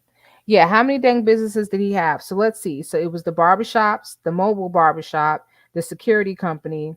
Then he was trying to sell life insurance. Then he was trying to get into the bondsman business. You know, man was all over the place. Okay. All over the place. He's a celebrity Pied Piper luring women in with a mirage of luxury from ill-gotten gains. Oh yeah, you said it. You said it. And men too. Men too. Now I don't know if he was finessing the men the way he was finessing the women. Uh, he's nasty. Wouldn't put it past him. I don't know. But unfortunately, many culturally get excited about the exterior. He presented himself the way he knew he would impress his folks and them people. Oh yeah, yep. Mm-hmm. Oh, someone said that she has the same vehicle. Okay. I wonder if she's a partner in she's a partner in Jones Law Firm with Lamont. So they have the same vehicle. They're living across the street from each other. And this 980 Pine Grove Road. Okay, he had dealings with that property before in the past. Okay, that property comes up, from a previous criminal incident. So I'm gonna do a video on him and his background, and we'll look into that so you guys can see. But I said, wait a minute, and it's not recent; it's from years ago. Okay, from years ago. Yeah. I'm just kind of running through the comments really quickly because I want to see everything that you guys said. And listen, y'all, somebody actually changed their YouTube name to Them Folks. We got Them Folks. We got Sonia's Edges, Sonia's Ponytail. I don't think they're with us this evening, but and while I'm looking to pull up some other things, I'm not going to do a review or a reaction video on the phone call from this evening. There wasn't really a whole lot that was said other than the fact that Nesto was like, what the day is? What's today? He couldn't remember, something that happened. And Shirley's like, no, that was in, you know, 2022, it's 2023, blah, blah, blah. And he's like, oh, for real? So Nesto is getting quite confused. He is losing track of time. Okay. Um, he is also hold on a second. Let me get into this girl's IG. He's losing track of time. And then he speaks to he's talking to Shirley about his movie and all the people that he wants to be cast in his movie. All right, something foolish like that. And he also oh god, he's so crazy. He's talking about he's gonna write a book, and he spoke to his son Dion, and Dion sounded horrible, sounded terrible. So apparently Dion's girlfriend got into his laptop, and he he sounded awful. He's like, yep, my folks got into my laptop. Anyway, and then the last thing was Dion told Nesto that people are saying things like him and Dre are gay. So yeah, that was that. That was pretty much it. All right, so I am on this young lady's IG to see if there's really anything here, and there really isn't. So I'm going to give me just a minute. Let me see if I can find the Married to Medicine episode about Nesto's buckhead, because I don't know if you guys have seen it or not, but if you haven't, I want you guys to see it, and then we're gonna end on here. Up, I found it. I'm sorry. It's not funny, but it says Married to Medicine. Is this a barbershop or a strip club? Lord have mercy. All right. Let's look at a few more comments and then we'll get into that. So, bestiality is really defined as someone who has relations with animals. Okay. However, any type of actual activity, um, actions on or with animals falls up under bestiality. So I'm all in the Kool-Aid and don't know the flavor in terms of what Delta Blue and Skylar are talking about. But let me see. Hold on. So you think Nesto may have been sleeping with his dogs? Um, yeah, okay. I hope not. I don't think so. I don't think so. He seemed to love the dog, but you know what? Listen, I don't know. I don't even know. And we don't know for sure what was on these videos. It just has something to do with children, animals, and peanut butter. Okay. And things were being done, between the animals and the children. Okay. So we don't know if his voice is on the video. We don't know if his image is on the video. Uh we don't. Nesto 2B movie. Listen, the Surviving Nesto documentary, somebody's gonna do it. Somebody's gonna do it. So we, we don't know as far as we know. And the interesting thing is he does not really deny what he's done. He told Shirley they lying, when she said that there are victims and that they were taking her car and taking her ring because of to pay back the victims. He's like, what? No, they lying. But he has not vehemently denied anything except the child peace stuff. Okay, that he has vehemently denied. And I'll just put a disclaimer here, and it's on the banner. Okay, everything we're talking about is alleged. We're giving our opinions, so nobody's being sued, nobody's in trouble. You can say what you want to say in the chat. It's on the banner. Everything we're talking about is alleged. We won't know the facts until this case comes to trial. But he has vehemently denied the child peace stuff. Okay. If you listen to the call with them folks where she was reading the charges, and he's like, okay, all right, keep going. And okay, yep. See, I told you I wasn't lying. Okay. And them folks with they silly self, it's civil. Yeah, this is really all well, it's criminal and it's civil, but it's really civil. Everything is civil. It's civil. And he's like, exactly. Thank you. And they're having a conversation about the fact that the RV that he purchased for Gail Bickham, that she gave him the $90,000 for, he purchased that vehicle and then put it in his company's name. And he's trying to, clean it up and make it sound like it's something, but they're going to get him. They're going to get him. All right. Last thing we're going to look at, and then we're going to wrap up. Oh, last thing we're going to look at is this Married to Medicine episode that they took down. So now I do believe the lawyer must have. Hi, Mecca. How are you, Queen? How are you, darling? The lawyer, after Hazel came forward, I could listen.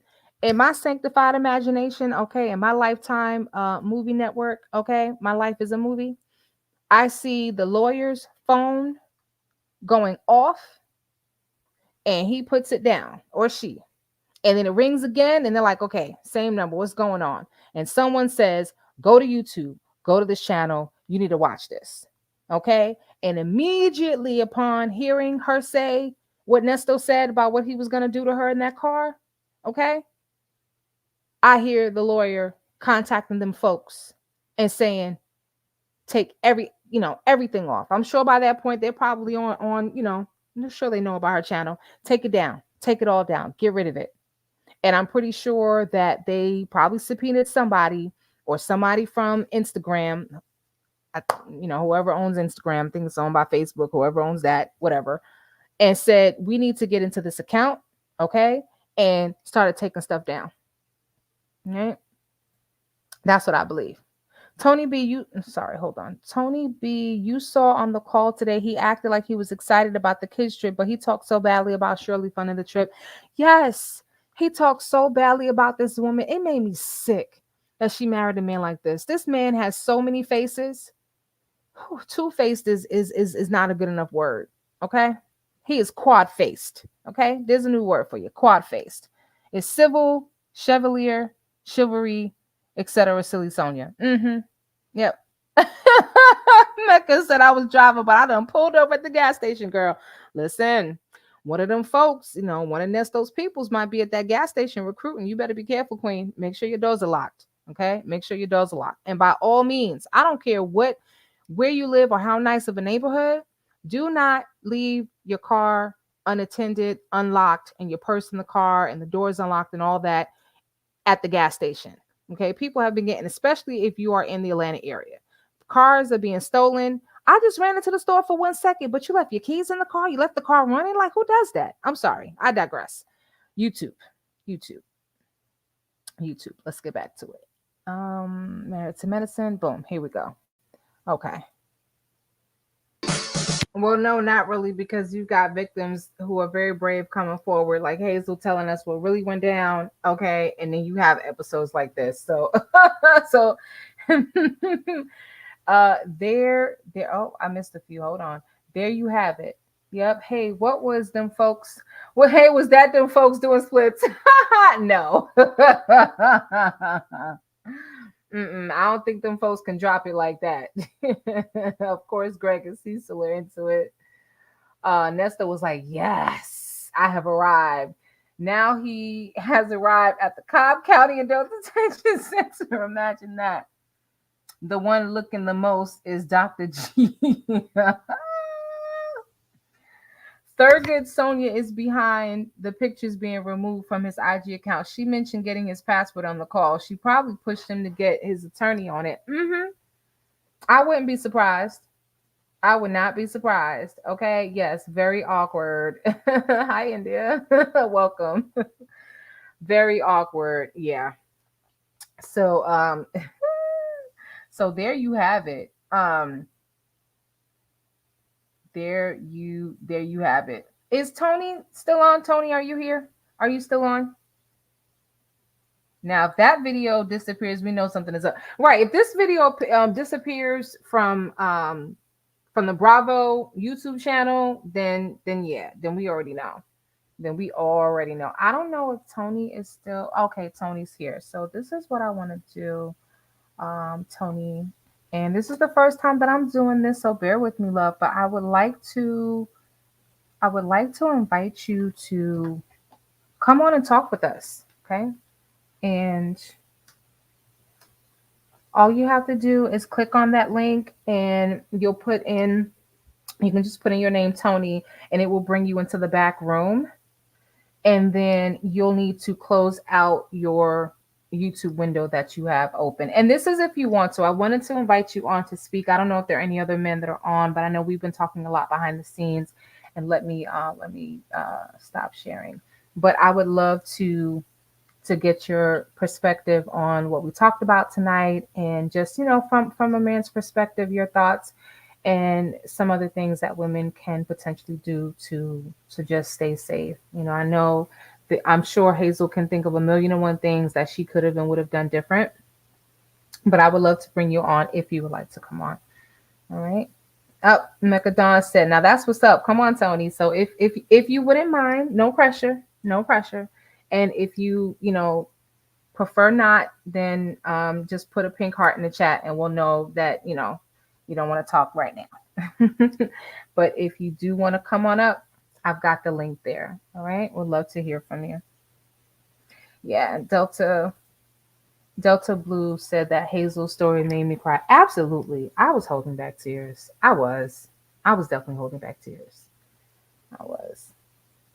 Because it just, as I said, it reminded me of some situations that I found myself in when I was in college, just, being naive and not, understanding that you can't trust everybody. You can't, and I have major trust issues, especially with people that I don't know. I'm very guarded. I'm very, very guarded. Okay. All right, Tony. Appreciate it. Next time, okay? I'm very, very guarded. Um, very, very guarded because hold on a second. Let me just put this up. Why was the barbershop open 24 hours? Didn't see any food. Right, right. There were definitely some unsavory things going on at this barbershop as Hazel kind of Hazel kind of let us, she let us into her experience and into, her world and took us back to 2016. And so based upon, what her experience was, definitely some unsavory things going on. And, you know, it just, it took me back. And like I said, I'm very guarded now. People have to earn my trust. I'm not just out there just trusting people 100%, even in the workplace. I'm very careful. My mother always said that you're there to work and not to make friends. You may make a friend or two along the way, but be careful who you tell all your business to. Okay. Because the minute jobs are in jeopardy, people will throw you under the bus really quick. So I'm very, very guarded. And if I'm not sure if I can trust someone, I'll just do something like tell them something that is not just some random thing that's not even true and tell them, what, don't tell anybody. And just see if it gets back to me. Right. And see if this is someone that I can trust. And it's actually worked. And I have found that there were people that I absolutely could trust because I told them something crazy, but something that wasn't even true. And it never got back to me. And then there's some people who showed me who they are. And I never said anything. I didn't say anything. I didn't say anything. But, you know, once you show me who you are, you know, it only takes one time. Fool me once, shame on you. Fool me twice, shame on me. So, all right, you guys, listen, it is 8 minutes to midnight, and I am not going to hold you any longer. This was a really great conversation. Thank you all for being on. Don't forget to hit the like button on the way out. And until next time, be safe, be at peace, and keep your eyes and your ears to these social media streets. Bye, y'all.